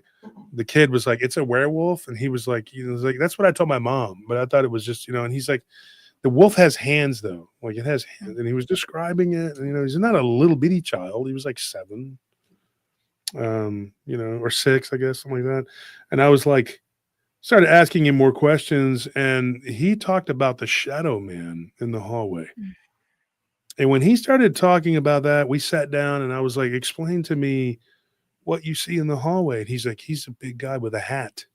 Mm-hmm. And he's like, and the dog, he said the dog man, but he doesn't know dog man, like Michigan dog man, Linda Godfrey, none of this. He doesn't know any of that. He's not watching, you know, our show or whatever. He doesn't know. So he's like the dog man because he was describing it as it was a wolf man, you know. And my brother's like, do you think it was like a wolf or like a dog? He goes, kind of like a wolf. And he goes, he's like, he looks like a wolf. And he's like, and he was nice to me until my mom screamed. And I looked at the mom and she's like, yeah, I was carrying some clothes and I saw it in the window. Oh, And my dear. husband, the whole time, the husband's just kind of standing there, like, kind of like, you know, he's like half asleep. Like, he is not interested in this at all. But we left them to their fate because the man in the house didn't want anything to do with any more investigation, whatever. He was just like, he walked us out. You know, I knew him, but we're not like my cousin went to school with him. My cousin's the one that got us in touch with him. And he's just like, yeah, I don't know what you guys can do, man. I don't really know what's going on here, you know. And my brother was like, "Did you see anything?" And he's like, "Well, I saw a shadow on the wall, you know." And he just kind of looked at us, and you know, Anthony, you remember the guy was just like disinterested as hell. Yeah, it's pretty typical. He didn't care. He was just like, "Yeah, I don't know what this is," you know, blah blah blah. So it was 4 of us, and we all just left, and we were on the way back. And my friend was just like, "That dude was a butthole," you know, and. A couple months later, this was like October. A couple months later, I talked to him again. We met at a restaurant there in my hometown, and he was like nervous, smoking cigarettes. And he's like, "Okay, so this thing attacked me," and I'm just looking at him, going like, "Yeah, I bet it did because you ignored all the warning signs. You let your wife and kids leave without you. You should have went with them because of what ended up happening when she came home. There was like this creature in their house." The little boy had invited it in because it was going to protect him from the Hat Man. So the dog, wolf man, whatever it was, she saw it and she screamed, and this thing growled and like came in through the window, like partway through the window. And the little boy was cowering underneath his little art table, and she was just like, she backed up and hit some pictures, and they fell and they broke, and she was stunned. She was like, I thought this was an imaginary friend. This is a damn werewolf. She just flat out said it, you know? And here at the same time this was going on. Now imagine this. This is not, I saw the poltergeist activity. I didn't see the wolf man or anything like that. I saw it when I was 15. But what he described sounded very similar. The pictures looked like very similar. But when they went back the night, they stayed there one more night when they went back to get him, when he went into town and said, we got to go back, her and her brother and his best friend, they went and they started moving stuff. They witnessed a pattern of 3 UFOs. And this wasn't the first time they had seen UFOs. They saw a UFO the second night they were there, and then they saw it on July 4th one night when they were shooting fireworks. Now, people ask me, like, why would they see it on July 4th? Because they were looking up. You know, they probably were there quite a bit. You just didn't see them. Her brother contacted me, and he was like, Wolf. He calls me Wolf. He's a little closer to my age. We actually went to high school together. And he tells me, he says, look, he goes, I saw UFOs out there on multiple occasions. My sister saw them 3 times. The second night they were out there, he goes, I wasn't there yet. He was living in Giddings. And you're a Texas person, so you know. But anyway, he was living in Giddings in Central Texas. Through him, I met another guy who was a rancher, just kind of an off, you know, and he had UFO activity and saw this, something that looked like in between a Bigfoot and a dogman. It's a weird thing. I don't know. But anyway, that guy introduced me to him. But he told me, he says, the second night they were there, my sister says, hey, I saw this UFO. That was the first thing they saw. It wasn't ghosts or anything else. And then they figured out the house was haunted. They contacted the people that rented it before them, and they were like, yeah, that's why we left. Yeah, absolutely. They knew each other. And then that area, though, has had stories of skinwalker, dogman, whatever, for a long time, since I was a child.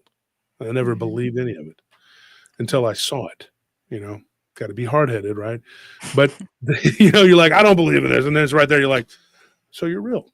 But this thing was coming into the house like that. She saw it come through the window. And she was just like, and she asked me my opinion. Like she said, my professional opinion. I'm like, yes, my professional opinion. I get out the pipe. Yes, it is haunted by dogman and aliens. No, I didn't. I just told her, look, I don't know. It's connected. It's got to be connected. And she said, when we were moving, we saw them again, 3 with UFOs. She thought they were UFOs because they went, pew, and then the middle one went straight up and was gone. Like, and it was the size of a star. It was so fast. But she said, we was July 4th and we were all popping fireworks. We had like 20 people out there. And she said that a few of us were down by the creek and we were shooting off bottle rockets and whatever. And we look up and we see the explosion, whatever. And then there were these 3 balls of light that were still there, kind of over where the explosions were. And they moved around in a circular pattern and then they scattered in different directions. And so I don't know what that would have to do with this, but I think that place is a place of energy. It's a high energy place, because I talked to a guy that worked at a power plant out in LaGrange, and he doesn't work there anymore. But he told me, he says, "Dude, we saw UFOs. People on the way out there saw Bigfoot. They even have a what's that? What is it? A ditch, chupacabra ditch, or what did they tell us at the dealership?" Yeah, it's weird. Like right there by the power plant, they said it was like they called it the chupacabra ditch. Mm-hmm. Yeah, because so many people had seen this creature that they said looked like a chupacabra. It was like this little riptoid thing with spikes. And I was like, so me and Anthony were coming back from that dealership. And I was like, what do you think the odds are? I mean, what are the odds? I mean, you know, so I just, there's got to be something that's connecting all of this. I don't know what the connective tissue is, but and I feel like here at PRT, we are definitely hot on the trail of finding out that we don't know anything. That's exactly right. We're just like, we got the magnifying glass out. We're doing the paperwork. We're doing the, you know, like if this was a skit, I'd have the old journalist with the it cuts to like the 80s montage of you doing all this research. Take it to the limit. And you're working out. You know? And then it cuts to like several months later, and someone's asking you like, so what have you learned? You pick up the magnifying glass. Absolutely nothing. Yeah. No, I think the longer you do it, the more you know that you don't know anything. Like you don't. I don't have any answers. I mean, the longer I do it, just the less answers I feel. You know, like you're trying to grasp for something to hold on to, but it just vaporizes in your hand anyway. With the next story or the next experience someone has, I know a whole lot less now than I really thought I did. Yeah. I was joking at the conference with the Ann Celine, you know Ann Celine. I was Mhm. joking with Ken's wife and Ron Murphy, and I was like, you know, the deeper, the more I go down the rabbit hole, the more I don't know. It's right. And so Murphy said, he's like, you should stop now while you know everything and just do what a lot of these people do and end your research that you've found the answers and just run out there and be bullheaded and just spout to everybody a half truth. Like he was jokingly saying something Yeah. to that. I'm paraphrasing, but that's, you know, he said it like that, like, you know, like, oh, stop now. Like, it's like when you're a teenager, leave now while you still know everything. You know, my That's dad right. would tell me that. He goes, you want to go? He started packing up my stuff. He goes, what about this? You carrying this? You want this? I'm like, that's a Barbie, Dad. I don't play with that one. I play with the other one. Yeah. Oh, your G.I. Joes. Here you go. My Yeah. dad used to call them dolls, little action figures. But my dad would start throwing stuff in the suitcase and he would tell me, go ahead, leave now while you know everything. When he was in one of his, Yeah. you know, whatever. Yeah. But it's the truth. Yeah. I keep an open mind. I mean, if someone is and you believe them, you know, you feel like 100% that they're honest and they're telling you like the what happened to them, how can you not pay attention and take note and pay attention because you might learn from listening to, I mean, that you guys are in that business of listening to people tell of their experiences. I think that's where, you know, even just the cataloging of those events, it has to lead to knowledge of some kind. And I just keep an open mind. I think you just have to keep an open mind, Yeah. and everything's possible. I mean, everything is possible and everything is eventual. I mean, eventually, you know, it happens. And I think that if you're around it enough, I'm actually thankful for that experience because even though it was freaky and seeing things move around like that, it's not the first time it happened because I lived in a haunted house. Yeah. And I didn't just go, oh, you have a haunted house. That explains everything. No, because there was a bunch of other weird stuff going on. Yeah. And it was going on their property too. Her brother filled in a lot of blanks because he I believe had the eye. And when he was young, he was an abductee.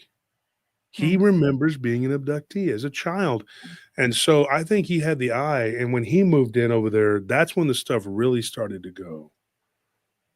I mean, that's when it really started to kind of, you know, ramp up. Yeah. You know?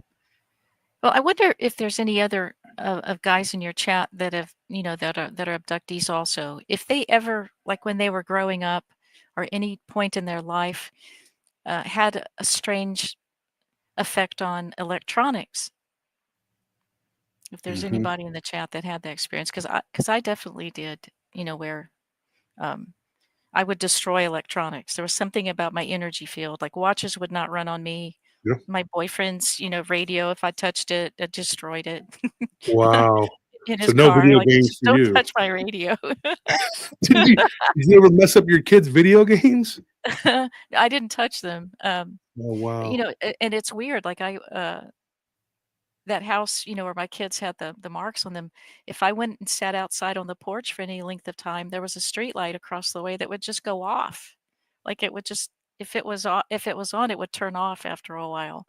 So, you know, there's something about, I don't know if it's something they did to us or there's something about my electrical field, but, like, batteries don't last on me, and I finally found a watch that actually will run on me most of the time. I've even had a Kinetic? Rolex at one time, and it would not run on me, right? Like, Yeah.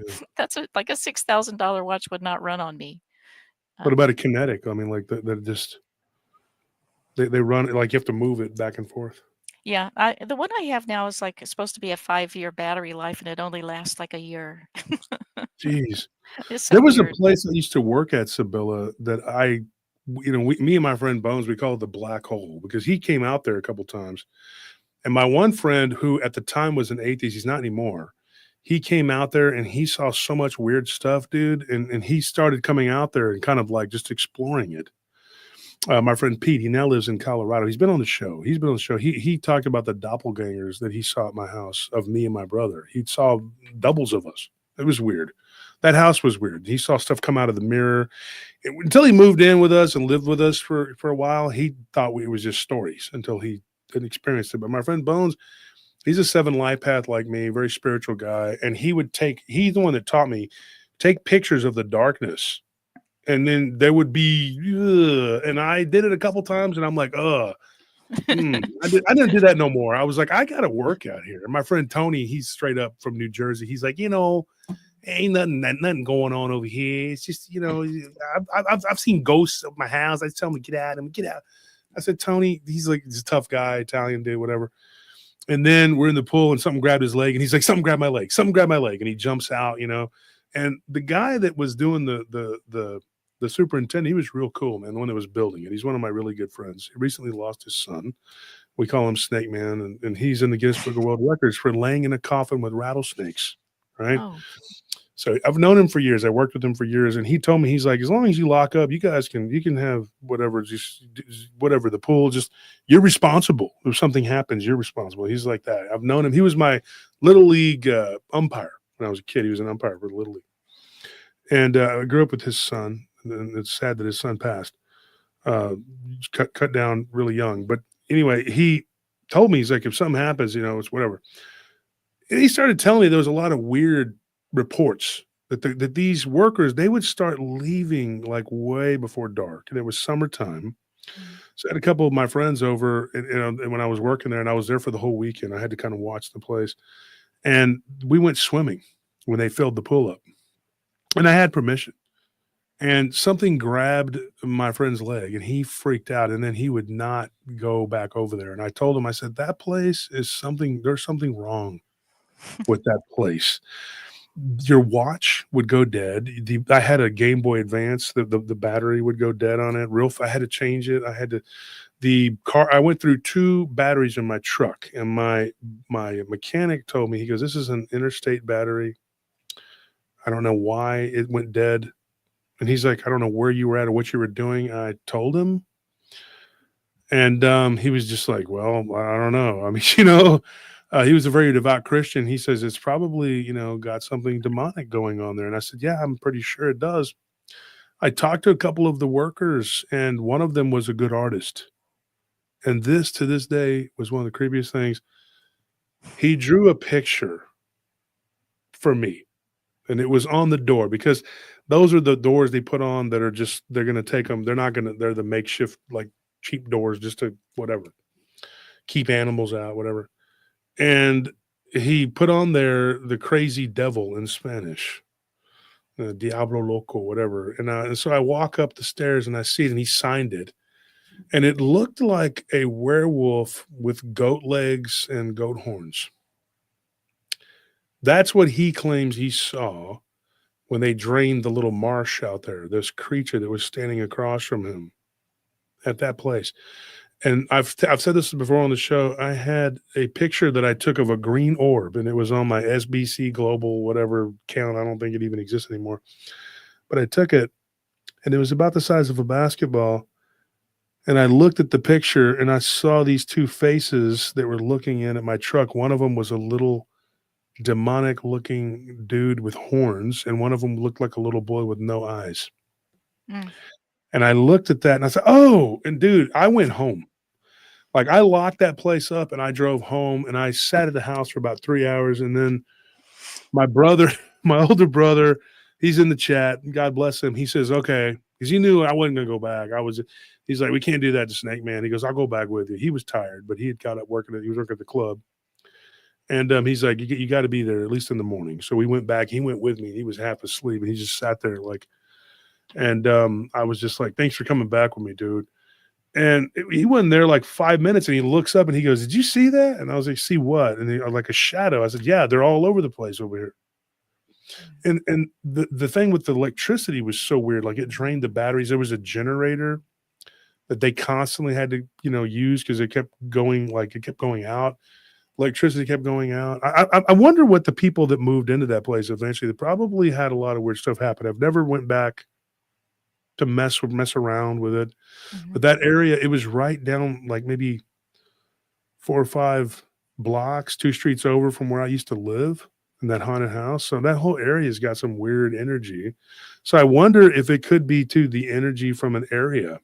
And someone like you, who seems to be like a conduit, it'd be interesting to know, like if you have more, in certain areas where you go, if you have more experiences that tend to be more intense. You know what I mean? I do. Yeah. Yeah. Certain Yep. places. I think so. Yeah. I think certain places, or sometimes I'll just pick up on energies. Like there was a museum I walked into where the owner had just recently passed, and I didn't know that. Of course, I'm just looking.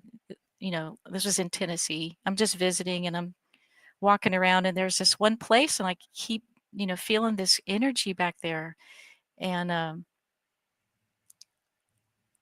I walked up to the front, and I said, I asked the woman who worked there. I said, Is there a man that's connected to this place that recently passed?" And she kind of like she goes, "Yes."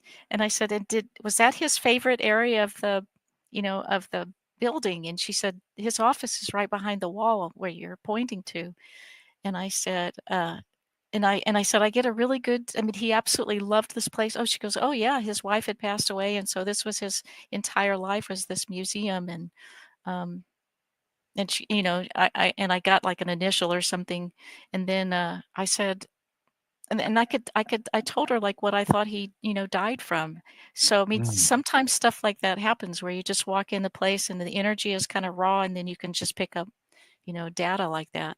But I don't usually interrupt someone at the counter and tell them what I'm experiencing. I don't even know why I did that day, but so sometimes I can pick up on stuff, or uh, I do think that some of us just, their entities maybe reveal themselves, or they're playful, like the house I lived in Kentucky. They just seem to be like they move stuff, Mm. or um, You lived in Kentucky? I lived where the Erickson project happened in Kentucky. Yeah. The Erickson project happened between 2000, see, when was it? 2005 to 2010. And then a team that I was a part of bought that property in 2012, and then I lived there for 5 years. So, and that place had crazy stuff happening.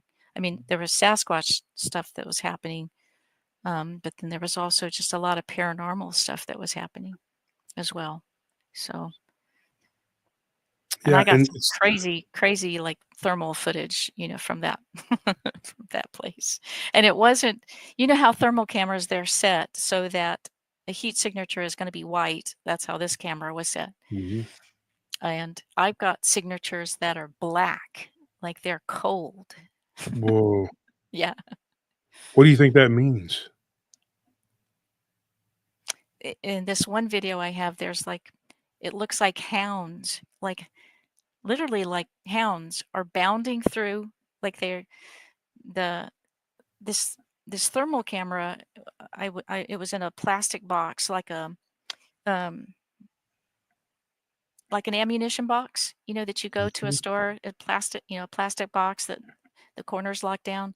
Well, Yeah. we had turned it into a box that would hold this thermal camera, which is one of those cameras that came out of a car, like a really expensive BMW, they were putting those thermal cameras on in those cars.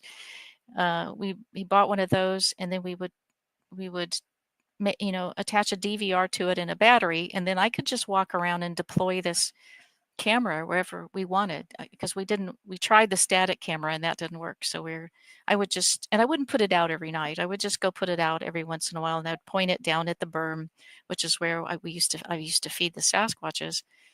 And this one video I have, these looks like I just call them hellhounds because I don't know what else to call them.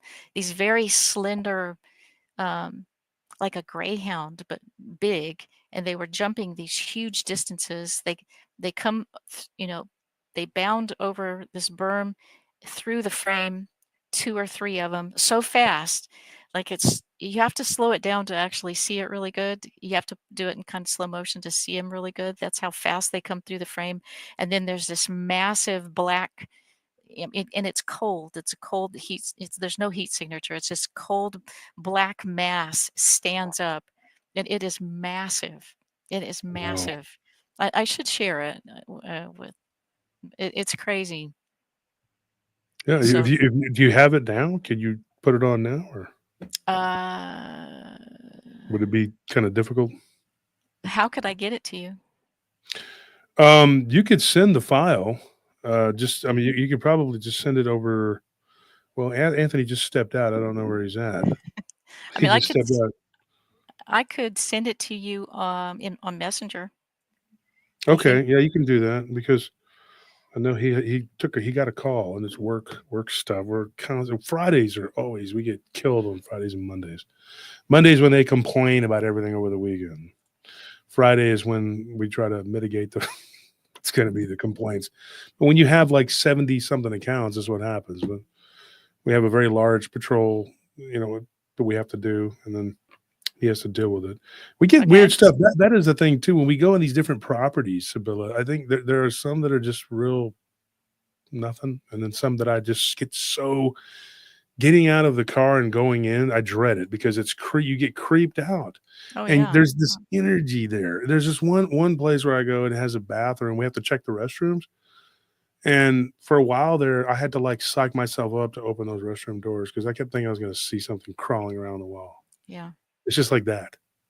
Well, I think you develop, I think all of us, if you're in this field, you develop a sense for when there's anything in the room with you. I mean, you can tell, like everything changes the moment that they step in.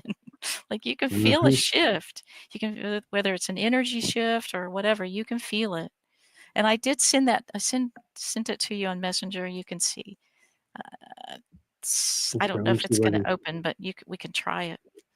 And it's if you can open that video, the first part of the video, it's in real time speed, and then I slow it down multiple times so that you can see it.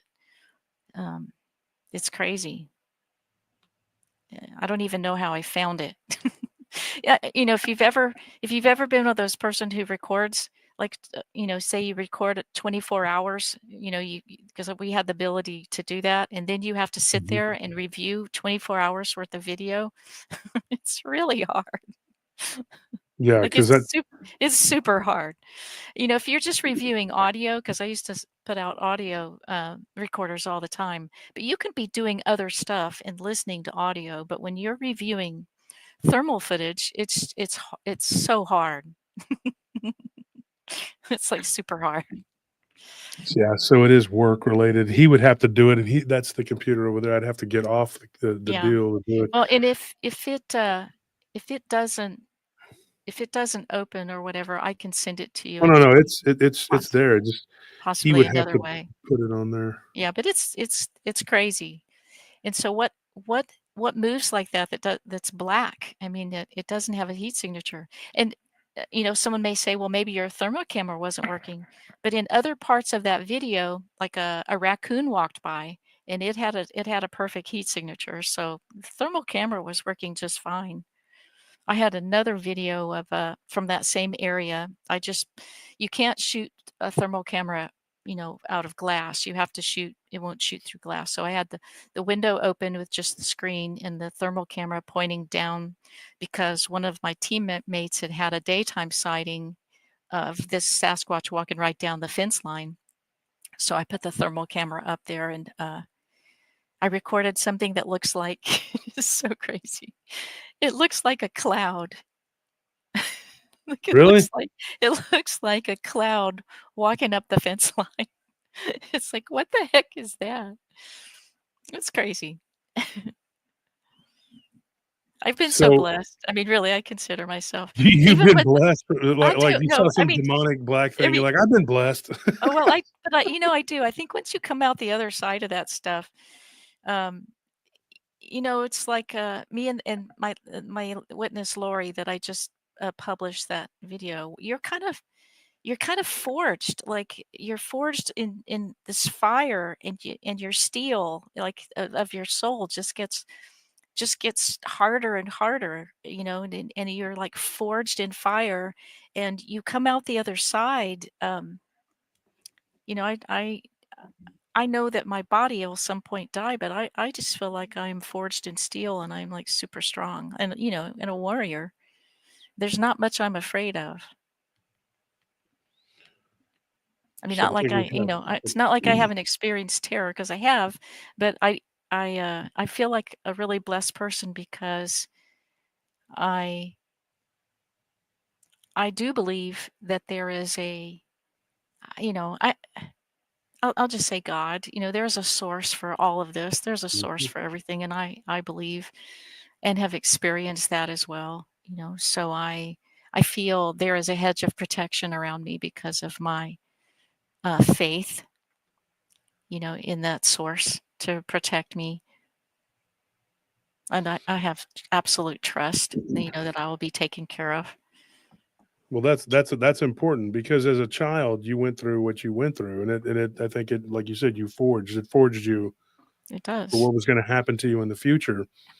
We'll play that video. I'm gonna have to play, and I'm just gonna hold it up to the deal because otherwise, I'm not gonna be able to do it. But I'm Yeah, gonna I have don't know to. that you're going to be able to see it very well. Let me Because see if it's I can. kind of it's I mean, it's a nighttime, you know, it's a nighttime video, you know, with a thermal camera. Let me see what I can. If I can spot What it. I need to do is I need to upload it to my channel, you know, Sketching Encounters so that everybody can see it. I've been sitting on it for a really long You could have me come on your show, time. Yeah, there you and go. we could talk. You get a good crowd in there, and then people would know, hey, come here and check this stuff out. So I'm looking at it right now. Anthony had to leave. He literally had to go handle a complaint because pray for him because that place can be kind of rowdy, and the people that are there are probably not able to handle it. That's not good. This is ridiculous, especially when you're here at in Austin. We're in Austin right now, but I live in another like a town, right? You know, but this it's gotten so bad. Like here in Austin, the problems they're not really. Yeah. No, I wouldn't want to live in Austin for the world. No, It's not, thank you. and they lie to everybody about how great it is, how safe it is. Yeah, baloney, dude. I mean, No. Yeah. yeah, I don't think I'd be able to hold it up to the deal. I'm gonna have to. No, I don't think you'll be able to see it, but it's something Yeah, that that I will share it on my channel. It's yeah, something I should for sure. something I should do, and then everybody can they can you can if I once I put it on YouTube, my channel, then everybody can stop it and start it and see it really good. It's just really strange, and I don't know what it is. Some kind of, I mean, and it shocked me whenever I saw the video, Mm. especially when you see the size of the black thing that kind of stands up. And in the video, I show what I look like down at the berm. You know, like my third thermal signature when I'm down at the berm, you can see how tiny I am in this massive tree, and then you can see the scale of how massive this black thing is that stands up. And it kind of changed the way I felt about, you know, going down there at night. Like I stopped going down there at night after I saw that thing. Yeah, I mean, I think that would change just about anybody would stop and Yeah. quit going at places at night. I mean, you know, for years I wouldn't walk around my hometown. Now I had another encounter a couple years after the dogman, whatever that was, werewolf thing, whatever, and it was black dogs, and I had 3 people with me. One of them came on my show. The other one I mentioned his name earlier. His name was Jason, and he was, you know, we were at my friend Chad's, and that conversation about the aliens, that thing happened probably a year or so after my dogman encounter, and about a year before the black dog encounter. It was almost 2 years, or maybe yeah, it was almost 2 years. And I was visiting, and I went to see my friend, and she was at work. She works at the HEB. You know what that is because you're from here. That's a grocery store. And I was sitting out in front of her house, and we saw this black dogs. And that episode, I think it's called Black Hellhounds of Taylor, Texas. I think that's what we named it. And it's so. Uh, People have asked me what was more terrifying, the dogman or the black dogs. The only reason that the dogman creature would be more terrifying, and I'll tell you why, is because I was out there by myself with it at one point. Yeah. When this happened, there was 3 other people with me, you know, and so it was my friend Oscar, Jason, and Tony. And we were all my friend Tony Duran and Jason Carr. And so we were in the car, and this thing, it was like a human, Mm. but not. It was walking all stiff legged like a zombie, and put its head down and like it was looking in the back seat of the car at Oscar, Oof. who was freaking out and kicking and climbing into Jason's lap. And Jason's like, dude, what's, and so I look out the window at this thing and I just saw black, just, Mm. blacked out Yeah. eyes. That's And when Tony was telling me, when I said, hey, you should come on the show and talk about what we saw, he said he had gone to work there because he was laying fiber optic cable and he had gone there. And he said, dude, I was thinking about that. And it was getting dark. He goes, and I'm looking around thinking, man, he goes, and I knew what you had seen before too, because I told him, I was like, dude, I said, that wasn't the only thing I'd seen there. And my friend who I saw the dog man with, he saw what could only be described as I wish he would come on and talk about this, but he's a preacher. He doesn't want his congregation thinking that he's, into the occult or whatever, because he's not. Right. But he's definitely, I told him, I said, that's an experience you should use, as a testimony, but he doesn't shy away from, if you ask him in person, like my wife asked him his version of the encounter, and it matched up to mine perfectly because he was, exactly what I told her happened. And so she asked him at my nephew's graduation a few years ago, but he was walking down the street and this guy, they used to be an insane asylum, and it's it's a very haunted place. And we would dare each other to go look inside, and stuff. And he was walking by there, and my nephew's friend used to live across the street from it, and he told us this weird, creepy stories about the house he lived in. And I told him I thought it was coming from there because you could feel the energy. Yeah. And on that street, that is the street on 7th Street, right there in Taylor. That's where my aunt and uncle live. They live on that street now, and they have been for about 15 years. And I was walking down that street a couple times, and I thought something weird about that place because I was going to sleep over at my friend's house or whatever. A couple of us, we were teenagers, and we didn't sleep over. It was like we were going to go over there and probably smoke and drink and do things we're supposed to be doing, playing video games. You're like 16, 17. You're like, I'm an adult, whatever. So we were walking, and we heard. This is nothing really. I don't really count this as an experience because it could have been a person. I don't know. But I heard like, psst, psst, like, but not like somebody saying, hey, but just kind of that. Mm-hmm. And I was with two of my friends. My friend Jerry was like, what was that? And we just kept walking. And I was just like, I was just like, let's keep walking, dude. And I was already freaking terrified because this was December and I had seen the dog man 2 months before. Mm. So I was walking and I was just like walking really fast. I was like, just ignore it. Just ignore it. Just nothing. And he's like, it's coming from the old asylum. I was like, let's keep going. And we didn't have homeless people or anything like that. Right. It was a small town and our town was real strict, And so any other time the cops would be harassing you, but when all this crap is going on, they're nowhere to be found. So we just walk in, right? It's like, my friend who was a cop, I told him, I said, where were y'all? Where were you at? Why didn't you come arrest us? It would be great. Keep away from all that. So my buddy, though, he was walking there one time to go visit who is now his wife. He was going to see her. And he goes, I was in love, dude. My car was broke down. I didn't care. He's like, I was going to see her. And so he was walking, and he had warned his sons, one of them who's named after me, because we were best friends, man. And so he's my godson, Josh. And he told him, he's like, hey, he goes, don't go walk around at night. But he goes, and here I am walking around by myself at night, several years after the dogman thing, and he sees this guy. Well, he says it's a guy. He doesn't really know. It was like he came out of the darkness, dude. And he goes, his eyes were like glowing, bluish green. And the guy was like, hey, and like coming at him with his hands out. And he goes, dude, I just turned and I put my hand up and I was like, and this is what he said. He goes, I rebuke you in the name of Christ. I rebuke you in the name of Christ. And he said the guy got down and started crawling and like went backwards and went up the hill backwards and back toward the asylum, which was abandoned. So, and this guy's name is Daniel. He's one of my best friends still to this day.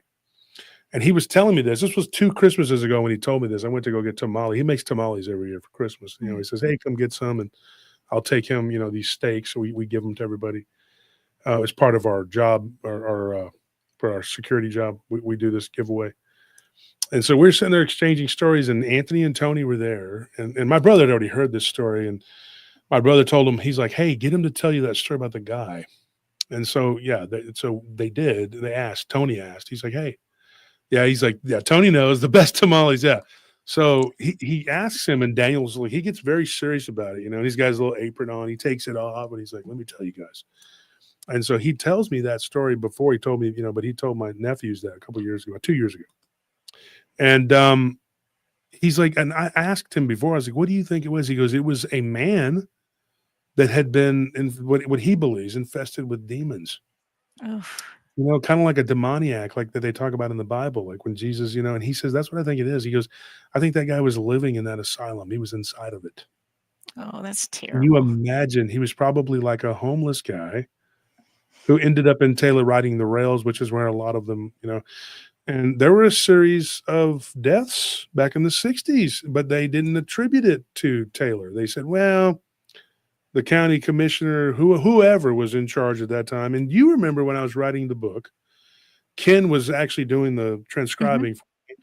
And you, me, and Ken, and I think Barton, we all had a conversation on the phone, and we talked about that chapter, and I left it out.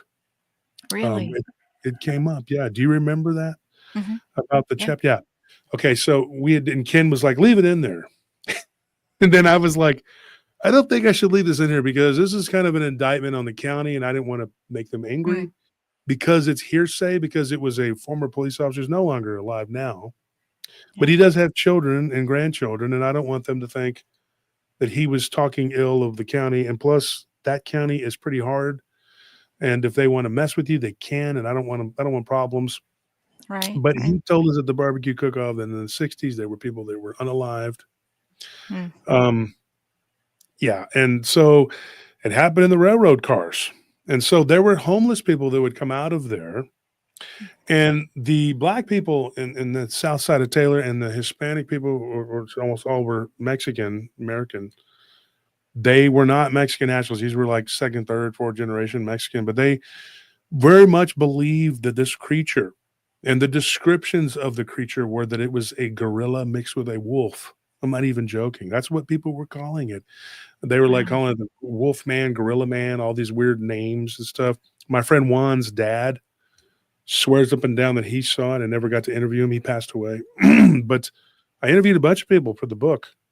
And one of my friends, grandma, she's a black lady, she saw this, what looked like a guy laying underneath the railroad car. She goes into Taylor Cafe. She comes out, it's right underneath the overpass where the railroad cars are. And during the cotton season, it's real hustling, bustling, you know. Mhm. But it was cold. There was nothing going on. She comes out and she sees this werewolf-looking creature laying there where the man was. And she called it the haint. The Mhm. black people called it the haint. They was like, you Mhm. know, the haint up there, you know, it was up there by the line. They called it the line because the line separated the white side of town from the black and Hispanic sides of town. And so everybody would just say, "Oh, you're going to the line. You're going across the line." It was a negative mark on us from our history of, you know, from, you know, segregation. That Mhm. was that was the Yeah. line. You cross that, you go into Blacktown. And so I remember as a young kid, I grew up like kind of hanging around because my dad grew up on the other side of south side of Taylor, out in the country. And so he would ride his bike into town. So he hung around in South Taylor, which is how he met my mother, because my great uncle, had a gas station out the end of town, and he worked there. My dad, he's the only white guy, and my mom was like, she goes, I didn't realize how attracted I was to white guys. She was like, he was a very handsome man. She says, you know, and she's like, and I liked him, you know, and she's like, of course, it was a time when people weren't really, you kind of stuck to your own. You really didn't. And so I grew up as one of like a handful of people who were mixed.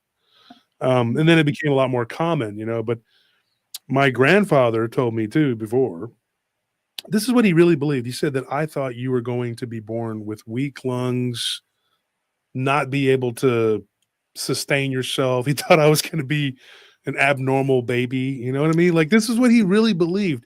Yeah. And he was he would like to joke and talk, you know, and he goes, and I'm sorry, I wasn't wrong. There ain't nothing wrong with me because you're a big waterhead like your dad. You don't listen. You don't know nothing. But he loved me. I was like his favorite. You know what I mean? And I was you Yeah. know, and so my grandpa always told me that. He used to say really goofy things, and I would just, you know, I'd say stupid things. And it was weird because it seemed like he would pretend to be racist around his friends, and then he would be not racist. And then I would watch him, and he would watch like the Jeffersons and Sanford and Son, and all, and he loved it.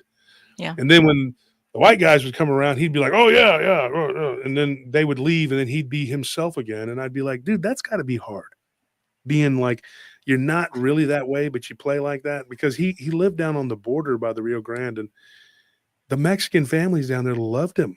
I mean, they loved my grandfather, JD. They were just like, "Oh, Mr. JD, senor," and he lived with them. And that was his, his people. Like he was so proud. He goes, my grandson's Mexican. My grandson's Mexican. And I'm like, no, I'm not. My mom's Mexican. What are you talking about? And he'd just be like, say some Spanish words. You know Spanish. And I would just be like, okay, como estás? And then they would, oh, Nino, and my grandpa was like, but he had all these weird stories and stuff. And so I asked my grandfather, he was in the rest home in Temple, the VA, he's a veteran. And I asked him, I said, all these stories that the black people talk about the hate, and he looks at me and he goes, it's all true. He was very quick to say it. He goes, it's all true. And he goes, I don't care what they say. He goes, it's the truth. He goes, those people, they know what they're talking about. He goes, you stay away from there. He goes, don't hang around by them railroad cars. Because those homeless people down there. So he kind of confirmed what my friend Daniel said. He said one time he was down there with his brother James, and that's where he had a gas station down there. And they were walking up to the barbecue joint there, which was Taylor Cafe. They were walking down the line. My grandfather was well known by the black and Hispanic community, and nobody messed with him. He was friendly with them, And he would go into Taylor Cafe, which was until this day, it's still segregated there. I'm not even joking. Right, Anthony? You just got back. Yeah, I mean, it's not something that's enforced, but it's like, it's so it's kind of institutionalized there. Yeah. Like they self-segregate. It's weird. The white people sit in one area, Mexicans in the other, and blacks in the back, and they all just kind of sit like that. And it's not even due to any like a racial animosity at this point. It's just like they go in there and they're just like, well, this is just what we do, Yeah. It was so weird. And my grandfather drove a truck, so he got to see the world. Like he drove all over the country, and he got to experience it. And he was a goofy, old school bigot, whatever they pretended to be anyway. And he'd tell me, he said, these people have very small minds. They don't understand. If you try to tell them things, how the world is outside of this area of Central Texas, they wouldn't understand it. And he even explained it to me. And it was weird. He kind of taught me about the paranormal a little bit, kind of like your grandmother, Anthony. He told me, he says, if you were to take a goldfish and take it out of a bowl, it would just flop around. It doesn't know what to do. He's like, that's how these people are. They don't get it. They don't. He's like, you go to other places. He'd been to Philadelphia. He'd been to places I hadn't been. I hadn't even been to the Northeast of the United States. I've been all over the world. But he told me, he's like, I've been everywhere, all over the place, Canada, Mexico, everywhere you could get to in a truck. And he's like, and the world is not the way it is just here. This is how they are here. And he's like, he used to say the word retarded. You're not supposed to say that now, I know. But he goes, these people now are retarded. They think that the world is this way. You go, they're so stupid, But he seemed like a very ignorant person, but he wasn't. He just kind of played that, And he said, look, in order to get by, you have to know your surroundings. And he was a World War II vet. He saw some really bad engagements, and he talked about it. But he didn't talk about it with like all this revelry. It was just like it was horrible. He's lost one of his best friends, and he told me about that too. He's like, it's not the way they say it is in TV. It's not like the movies. He's like, it's not like that. They just lie about everything. And he was very adamant that what these people were saying was true. And him and his brother encountered a man crawling around underneath the railroad cars like a dog. He didn't say he was a werewolf or anything like that. He just said crawling around like a dog. He had a shirt on, but no pants. Yeah. And he was growling and acting like a dog, and he had glowing eyes. And my grandfather said, dude, he goes, we actually started to kind of walk fast, and then we ran. We got into the joint, a barbecue joint, and we got those people are so vulnerable. The people that are homeless and, hungry and tired and all those, that puts you in a state of vulnerability where something can come in and, attack your body or jump in your body. What do you think about that? Because there was a vampire. He's a practicing vampire. He used to be, and he's a born-again Christian now. And there was a guy that practiced lycanthropy, and they belonged to this temple. And there's the video right there. And so they told me some interesting stuff. They said that this demon, like it will attach itself to the lower part of the back and then the top. like just below the top vertebrae, and it becomes like a part of you. And it's, you're right. It does attach to vulnerable people, and that's something that I was wondering about. Like when my grandfather talked about that story, and when Daniel talked about that story, it made me think of that. And when Charles and Gerald and Joel and all them were telling me these things, they all repeated it separately. I didn't even talk to them at the same time. They all said the same thing. They call it the other, and it's basically just a demon that Oh, attaches here. itself to you. Yeah. Oh, You know. somebody got the video going. Yeah, Anthony got it up. Yay, So go Anthony. ahead and play the. He had to So go you're gonna, answer a noise yeah, you're gonna complaint. see it in real time speed first, and it happens so fast. If you blink, you'll miss it. Okay, But then I slow it down. so let's play it.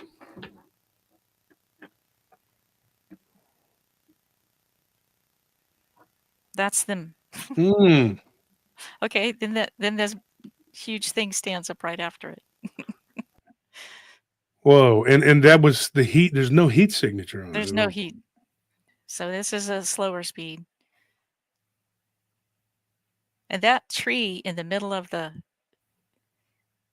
tree is massive. Oh, okay, yeah, and that So is here come, yeah, crazy. there's more than one. Yeah, here comes some more. What the heck? Wolf-like. Yeah, they're bounding like huge. And you're going to see like the size of this tree because you're going to see a heat signature. You're going to see me at that tree, and then you're going to be able to see just how massive that tree is. Okay, here's that figure standing up. What the heck is that? Oh wow. And wait till you see, wait till you see the size of this tree.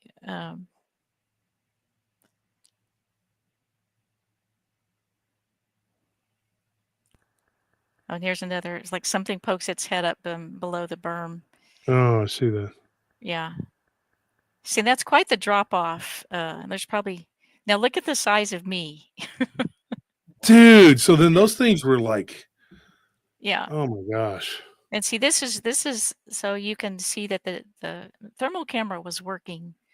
The dogs came through. There's the raccoon I was telling you about. So you saw that image of me by the tree. You can see how, okay, this is showing you the thermal camera. That box right there, that's actually the thermal camera. And that's the view in the daytime. So, and if you want to, Wow. if they want to see it again, but see In what Crittenden, doesn't, what's Kentucky. black like that doesn't have a heat signature, but the bounding dogs and then that massive, see, look at that. Like, what the heck? Golly. And you could see, because you could see like the daytime photo, this is a huge area. Those things are bounding like 20, 30 yards in a bound. It's crazy. And that kind of forever changed the way I saw that area after that. Yeah, I think it would. Yeah.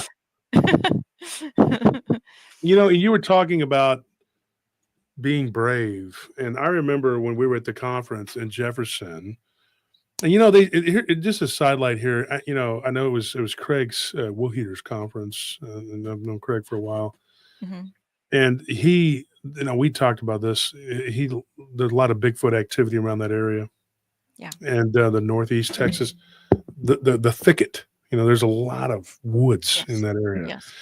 But it's also known as a very haunted place. We met a woman that lived there. She's an author. What was it at the Paracon and Shirts? See, look at that thing standing up. Look at the size of it. Yeah, that thing is big. I mean, that looks small from a distance, but it's not. It's because that It's tree is. huge. It's massive. Yeah. I just remember you at the conference.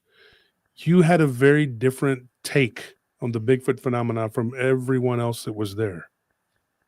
Well, I think And I remember, the question was asked at the end of the conference, whether we thought Sasquatch was just like a flesh and blood, and if there was no woo or any of that stuff. And I was the only one at the conference that said, no, I definitely believe in the woo. It's not just flesh and blood. There's something else going on. yeah. Nobody else would say that. But it's because I've experienced all that, during my research. There's things that the Sasquatch have done that there's just no way. Mm-hmm. Oh, I'm glad we got that to work so people could kind of see what I Yeah, was they can talking see it. about. That's amazing. It's weird, yeah. And see, we get footage all the time, but we don't play it much because even if some of it looks pretty amazing, there's always going to be somebody going, "Oh, that's fake," and then it becomes a big argument. And so I just Yeah. prefer people not Yeah. even, because it's just so. I mean, and I can tell that's 2017 though. That's AI was around, but it's not like it is now where you can't No. trust anything. Yeah, no, and that's too bad. Like it's really too bad because there's no video now that's going to make a difference. Nobody's going to believe video. Yeah. Period.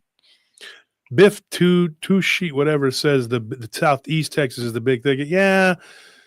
Yeah. But if you're from Texas, okay, that going north, you run into Cato Lake and all that, Lake Cato, whatever. It's the only non-river lake here in Texas. It's the only natural lake. It's a very creepy place. The canopy's so thick in places up there that they can't see it with the satellite. Hasn't been mapped by Google. So yeah, they can call the south part the thicket. I don't care what they call it, but the top is just as thick. I'm going to tell you that right now because I've been all over that area. It runs into Arkansas. We were talking about Lyle earlier. You can ask Lyle if you think it's not because he's traversed that whole area. Yeah. And then north up into Oklahoma. I mean, for goodness sakes, that's where I had my first Sasquatch sighting was in Honobia, Oklahoma. Mm-hmm. I'm gonna do some video. We did one yesterday, and we were like all really tired, and we had a bunch of stuff we had to do. And the video got cut because the feed died, whatever, but we were driving. But I'm going to set it up, and with our cameras, we're going to take some video, and we're going to drive out to Cow Creek and here, Turkey Bend, and we're going to show you how thick the woods are. Mm-hmm. How thick the woods are just right here in Austin. You would not believe. Just from here to San Antonio is like the San Antonio is not nearly as wooded as Austin, but it's still pretty wooded, especially north of San Antonio. Going into that area, like you were talking about Bandera, you still get a lot of Bigfoot sightings in that area. You go to Kerrville too. Go out to Kerrville. Yeah. Man, there's a bunch of stories out there. I mean, but what about government? What about Government Canyon? That's over 8,000 acres. Mm-hmm. I know there's something in there. Yeah, you want to go check it out, go look, whatever. Absolutely. I mean, yeah, because when we were at Jefferson and we did a little driving around out, in that area, dude, it's wooded. I mean, it is thick, and so because there are only two places in the entire United States that's considered jungle, and that is East Texas and Florida. I'm not even joking. People don't even know. That's a little known fact. Rob Riggs, he wrote a book about it. Into the thicket, into the big thicket. Mm-hmm. And he talks about all the weirdness, and of course you got Saratoga lights, they correspond with the Marfa lights on the ley lines. Yeah. Yeah. And I've been out to the Marfa lights, and my grandfather said he makes nothing of it. He saw the Saratoga lights and he goes, I've already seen them out in East Texas. It's the same thing. And I was a kid and I was like, no, Papa, you know what you're talking about. He's like, you're just a kid. You don't know none. He'd argue with me like a kid. My grandma would have to separate us. She'd be like, okay, JD, he's 5. You're, whatever. Yeah. And he's like, well, I'm still right. He'd be like, but he was, but we'd roam around together and we'd steal cows and goats and sheep. I'm not kidding. He would steal them. He would straight up steal them. He'd tell them, because I was moral. And I would be like, Papa, these aren't yours. And he'd go, this man owes me money. Just driving around with a trailer. We go down to the border. It's like my grandpa was like, whatever. We're just borrowing them. Yeah, he told me. And then he gave me a 38 when I was like 6. He told me to shoot it out the window right there in going to Candelaria. I teach him early. Pinto Canyon. I remember. And I just was like, and he goes, don't close your eyes. I'm like 6 or 7 years old. I'm like, I don't know what I'm doing. You're missing all the fun, boy. My mom had a list of stuff. She was like, I don't want him shooting guns, chewing tobacco, cussing. My grandpa was just going like, oh, he's already done all that. Like, it's, don't be getting him to lie to adults for you so you can take things. Don't have him stealing. He would get mad when I take a candy bar and put it up on the counter. I remember we were at Copeland one time. You remember that big old store, the big country store? Yeah. And he goes, we go outside and he goes, why'd you do that? And I'm like, I just got a chocolate bar. He goes, next time put it in your pocket. And he's like, they ain't gonna get onto you. You're a 5-year-old kid. They don't care. It was like, so I go back and then we'd get back up to the house coming from Lawrence Cemetery because old man Lawrence, my grandparents took care of him. And he'd tell old man Lawrence, like, he's like 80 something. My grandpa's in his 50s, you know. He'd be like, look, old man, you don't tell on me, my old lady. You don't be, and he goes, I'm not gonna say nothing about your lying and stealing. He's like, yeah, but this young man here might say something, and he'd wink at me. And then I talked to Lawrence one time and I said, should I tell my grandma? He goes, absolutely. Your grandfather is an outlaw. his dad was a lawman for years, you know. So he grew up, you know, with the law, you know. And he's like, you need to tell him he's gonna go to hell if he doesn't stop the way he is. You know, and I'd be like, okay. And so I would go in the house and I'd tell my grandpa, look at me, and he'd be like, you little traitor. And then my grandpa told me the story. He says, you know what happened? Why the South lost? And I said, no. He goes, because of people like you. He said, tell me that. He'd be like, we'd have our own country and the federal government wouldn't have their hand up our butt if it wasn't for people like you. You go and you tattletale, you snitch, you're scared. And my grandpa would always tell me to take like stuff, small things, put them in your pocket because nobody's going to, but you know, if they stop you, you're a little kid. Nobody's going to say, oh, you stole that. And my grandmother would be the polar opposite. She was like, you do not steal. You do. And she'd read me the 10 Commandments and tell me to repeat it. And I go, okay. Stealing. Whoa, she hated it because she worked at this place called the Pig Stand in Marfa and they stole her tips. Mm-hmm. And she was like, you know, she's like, you remember Christmas when I couldn't get you the He-Man you wanted? I was like, yeah. And she's like, yeah, because somebody stole my tips.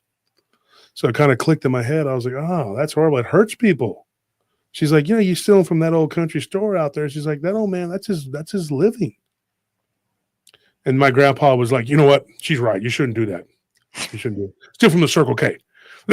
Yeah. He was horrible. We got to be smarter about it. No morals, because you don't steal from the common man. Let's just steal from the corporations. You know, Walmart. You know what? What do you mean no stealing? You would just be nicer about it. Go in there and buy a G.I. Joe. He'd be like, buy a G.I. Joe. Just take the G.I. Joe and put it in your pocket. It's a little bitty man. What's it? That guy was nuts, man. Everything's free, boy. You just got to have some balls. Yeah, that's it. You know, it's why would you be, you know, my mother would get so mad because I did that. And my mom worked at Walmart. And she's like, your grandpa, I know he.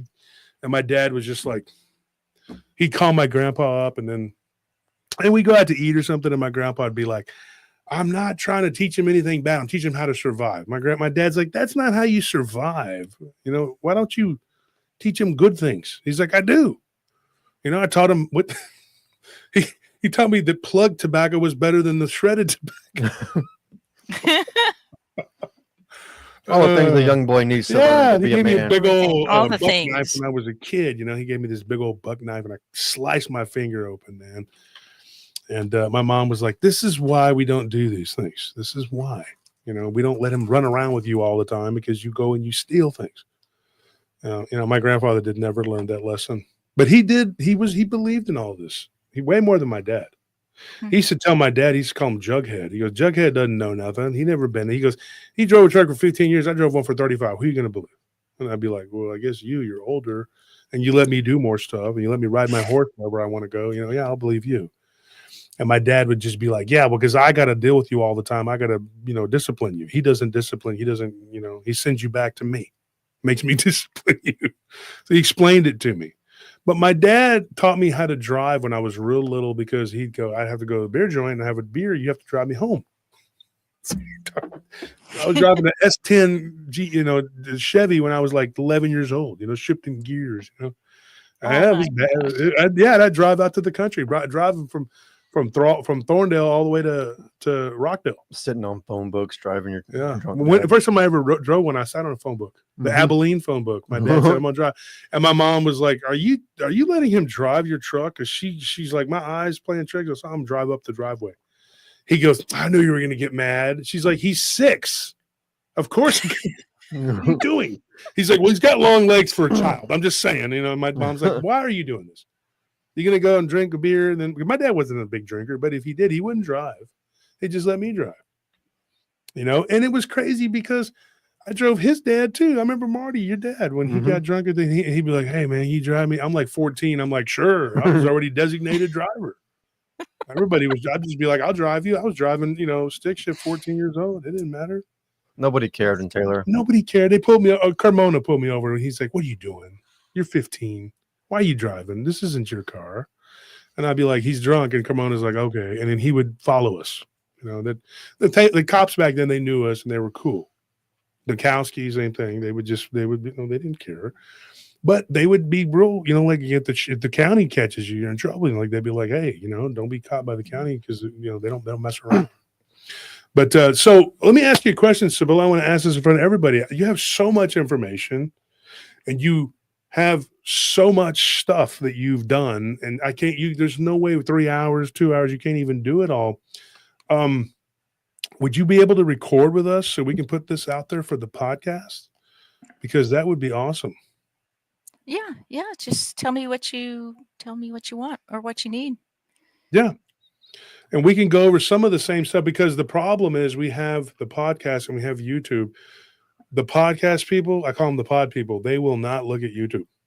They're like snobs. Like, I don't do YouTube. I only listen. I don't do YouTube. And the people at YouTube are like, "What's wrong with these people? They don't like us. Not refined. Why?" They got a whole different. And the transatlantic, they're like, "That's exactly why, right there. We don't we drink no wine before it's time. We don't listen to YouTube. It's fine." But that's the thing. I want people, because we have thousands of people that listen to the podcast that don't watch YouTube. So I would love to get your information out there. Yeah, we all together is like 100,000 something. All these different platforms are on like 14 different platforms. So I tell people all the time, I'm like, we have an audience on YouTube, and people think that's it. We got 40 something, whatever thousands it is, whatever.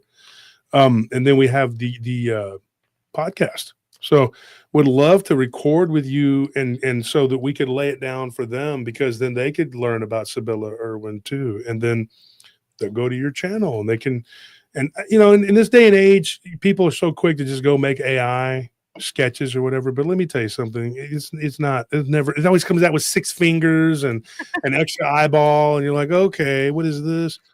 Sybilla can sketch all the Sasquatches, the AI that I've seen, they all look like ape. They're all apish. And more and more the witness sketches I'm doing lately, they're very human looking, like very human. That's the ones we've been talking about lately too. They look more like throwback people with a lot of hair on them. Yeah, like ancient people, like or Aboriginal people. Yes, and I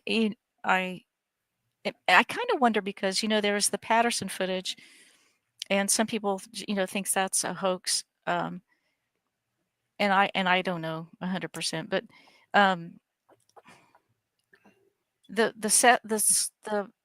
when I look at the body of work that I've done with witnesses drawing Sasquatch, only a handful are kind of a combination between apish and human. More and more and I don't know if it's people are now feeling more comfortable coming forward to say what I saw was a human face entirely. Maybe people are just more comfortable now than they were, like, say, 15 years ago or something. I started drawing these things in 2008. I started working with witnesses in 2008. So there has been a progression between a more apish thing to a more human thing. And I'm very curious as to why that is. Yeah. Very curious. I don't know, but I mean, we in the area where I grew up, and like maybe to the east, it would probably be like 20, 30 miles to the east. There were stories of these Bigfoot type creatures going all the way from there across to Apache Pass, but they look very specific. They have this grayish looking face, and they look like a throwback person mixed with some sort of ape.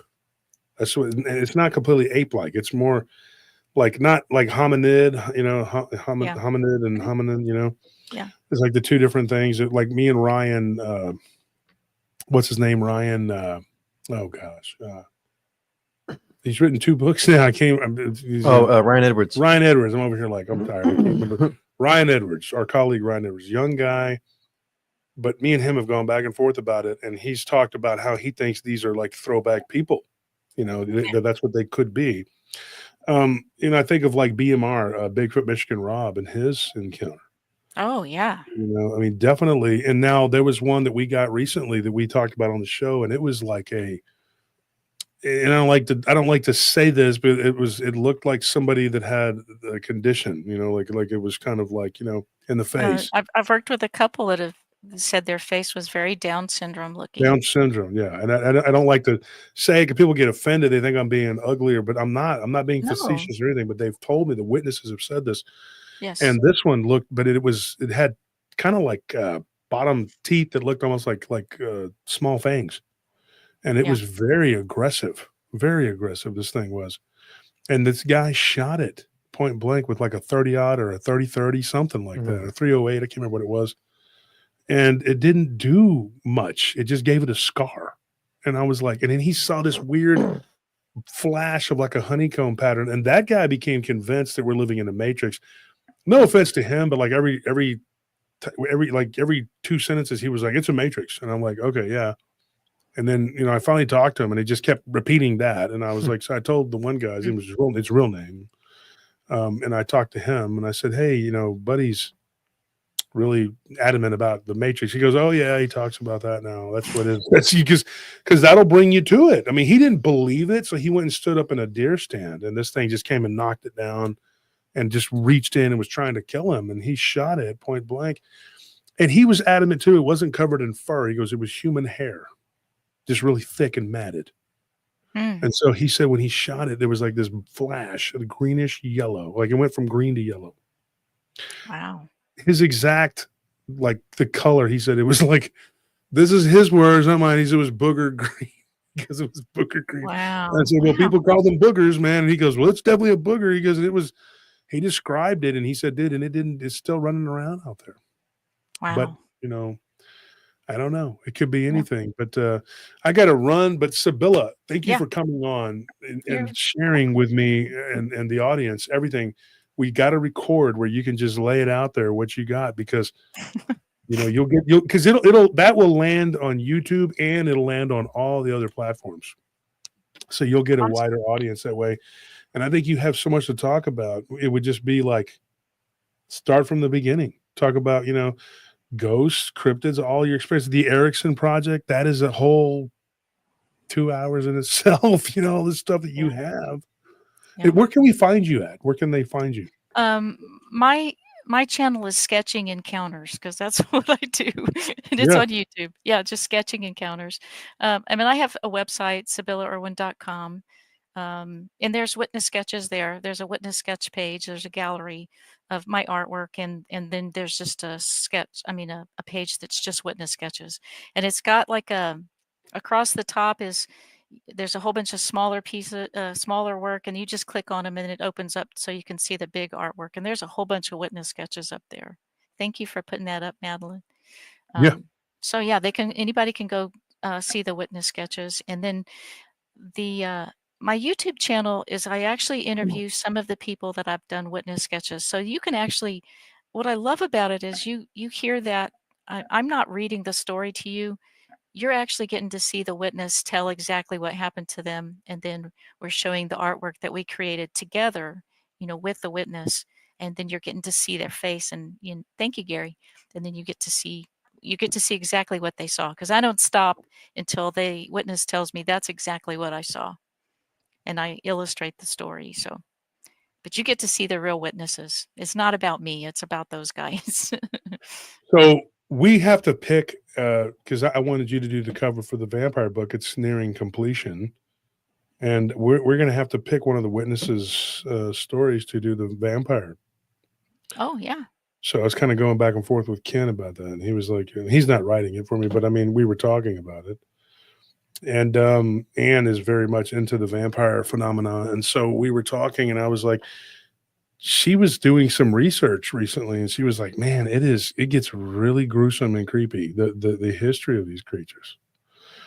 And so I don't know which one we're going to use, but I'm going to get in contact with you, because I'm going to need you to draw it again. Draw what this person saw. There's one in particular. He doesn't speak good English, so I can translate for him, but I can have him, we can use his encounter. Okay. And that's just one. And there's another guy from Portugal, and I don't speak Portuguese at all. So, but like I can probably tell you, or maybe his brother. But I was looking at it. There's like 3 different ones, but I don't know which one I'm going to use yet because I want to use an actual creature for what people saw on the cover. Yeah, I would be happy to. As long as they can, like, I do an iteration, once I get a description, I'll do an iteration and share it with them. And then they can tell me what to fix, what to correct. And then I go back to work on it. And then we just keep pinging it back and forth until I get it right. That's how I work. Yeah. Oh, yeah, I know. For sure. Yeah. So one last thing before you go, when you heard the flapping of the wings out there, what do you think that was? Just a wild stab in the dark. Your first instinct. What do you think? I was terrified. I mean, I was just, I was like completely on edge. I mean, I got out of my bunk and I sat on my couch just with, waiting to see what was going to happen next. It wasn't a warm, fuzzy feeling. I don't know what that was. I still don't, I have no idea what that was. And I never heard it leave. That was the worst part. Like I didn't, I don't know where it went. Did it just vaporize? I don't know. I don't know what that was. But it this is so creepy. It sounded like claws or talons that kind of hit the, because my camper has an aluminum roof. So whatever it was, I could kind of hear the like claw-like things. Is that creepy or what? I don't know. Yeah, dude. I'm looking at Anthony right now. What do you think? Creepy. I don't. I mean, like I would probably just like turtle up in that camper until the morning. I did. I literally I would not move. I didn't move, and I could not fall asleep, and I had to work the next day. I get these stories from people, and I know, Anthony, you've walked in the study and heard me talking to people, and I've seen Anthony, like right now, where it's kind of a makeshift study. It's the front of it's open. I don't have because we're doing some renovations, trying to fix it to where we want it, and so Anthony's in there in the morning making coffee. Well, not morning. Morning for us is like noon. Yeah. We go to bed at 6, whatever. Well, I don't know what time you go to bed. I go to bed at 6, but it's crazy because like we'll go home. Sometimes I'm not in bed till 8, but I'll have to interview someone at noon or 1. And he's already got to get up, do his day because we are just, and my wife too. We got these border collie puppies and they're a handful. They're beautiful, but I'll be sitting there at the desk and he'll come in a couple of days ago. And somebody was telling me this story, and I had it on speaker because I don't like the phone up to my ear. And I was just listening, taking it in. And I look up and Anthony's like this, holding the coffee, like he's not even moving. He's just looking at me and he's going. And then afterwards, he comes in and he sits down with his coffee. And of course, the recliners are right there. And there's a TV behind me. This is, like I said, it's makeshift, temporary. And I'm used to having my own space closed up, whatever. And the dogs come in, they make a noise or whatever. And he looks at me and he goes, dude, we deal with some weird stuff. Like, that woman, he goes, she's got to be traumatized. I was like, she is. That's what it is. It is. It's trauma. I mean, he was just, it's trauma. It definitely not be. Yeah. It's crazy. And they need people like us. I mean, they need to have people that they can share their experience with that believe them. Yeah.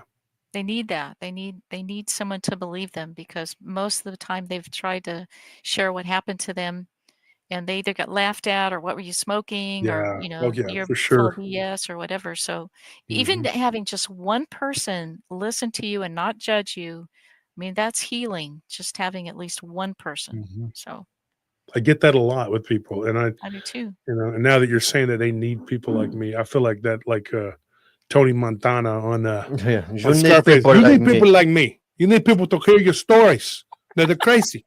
Huh? You need people like me. Yeah. Huh? There's the crazy guy. You can point your fingers and say, that's the nut job.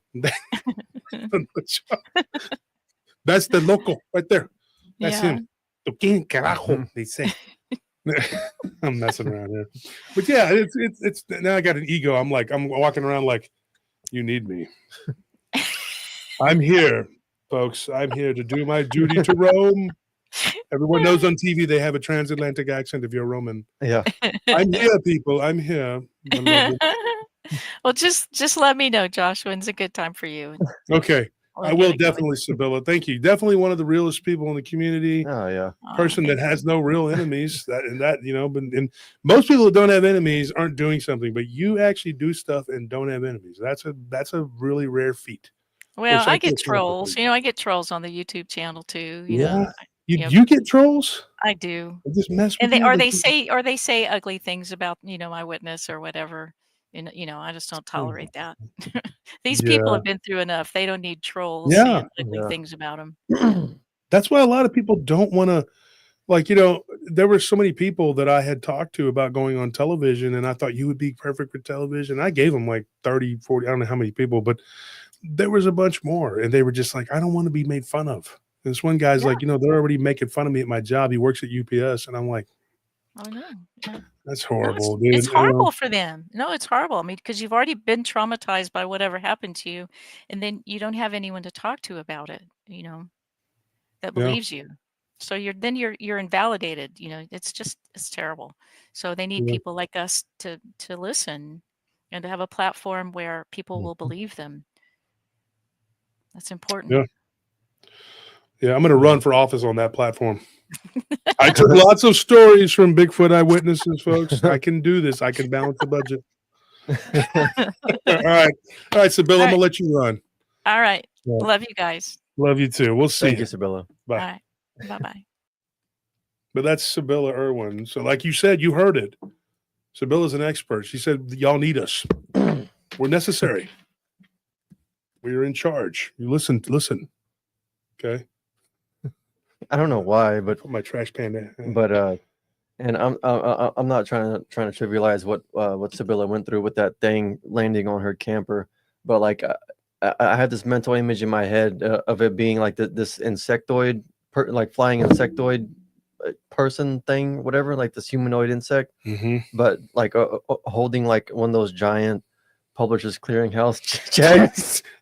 It's like she won, and it just like plopped down in the middle of nowhere where she was at. And if she would have gone outside, she could have been a millionaire. Yeah, but I think I would have stayed inside anyway because it's probably a trick. You go outside and it's like, oh, you thought you won, huh? And it just like attacks you. Nah, dude. I one time I heard, I've talked about this on the show. I'm Ed McMothman. Ed McMothman. Dude, Publishers Clearinghouse. Can you imagine though, like if you're out in the middle of nowhere like that and something like that, I don't know what I don't know. That would be so hard. Even for me, I'm a big guy. I'd be like, dude. But one time when I was working at Lowe's, I told you about it, on that awning when they were building, they have that awning, something landed on that. And I've talked about it on the show. Yeah. And I heard it walk like, and it was loud and you could see it moving and it had rained. So you could see the rain coming down, like the water. I mean, it wasn't raining at the time, but you could see the water coming down and it just rained and rained and rained. And dude, it scared the crap out of me, man. I was scared to drive out the truck and get out and look. I'm like, in your arm too, this is back in the day, and I was just like, I don't know, man, I'm not no punk, but I was just like, geez, dude, what is that? Yeah. And one of the guards that was there had, worked there before me, this guy Craig, he had told me that he saw something flying in the sky from the back of the property. He didn't really tell me what it was. He just said he saw something large flying thing. That was it. So it kind of scared him, but anyways. All right, folks, we're out of here. Thank you for tuning in. I got to go run and do my job. I got a freaking job. I hate it. I hate working. Y'all donate more money to me. You can let me not have to work. It's like you people. I'm kidding. Hey, folks, seriously, thank you for tuning in. And thank you for donating. Those that did donate, thank you for the donations. We never do like big numbers on Friday, but yeah, we got some people in the chat tonight. We'd like to have Friday be like Wednesdays and Sundays where you have like 700-800 people, but since y'all want to be the way you are, we're just going to cancel Fridays. No more for you. No more Friday for you, since y'all want to be like that. All right, so y'all be how you want to be. I see I'll be how I want to be. All right, that's how this works. But hit the like button on your way out. Yeah. Make sure. Peace.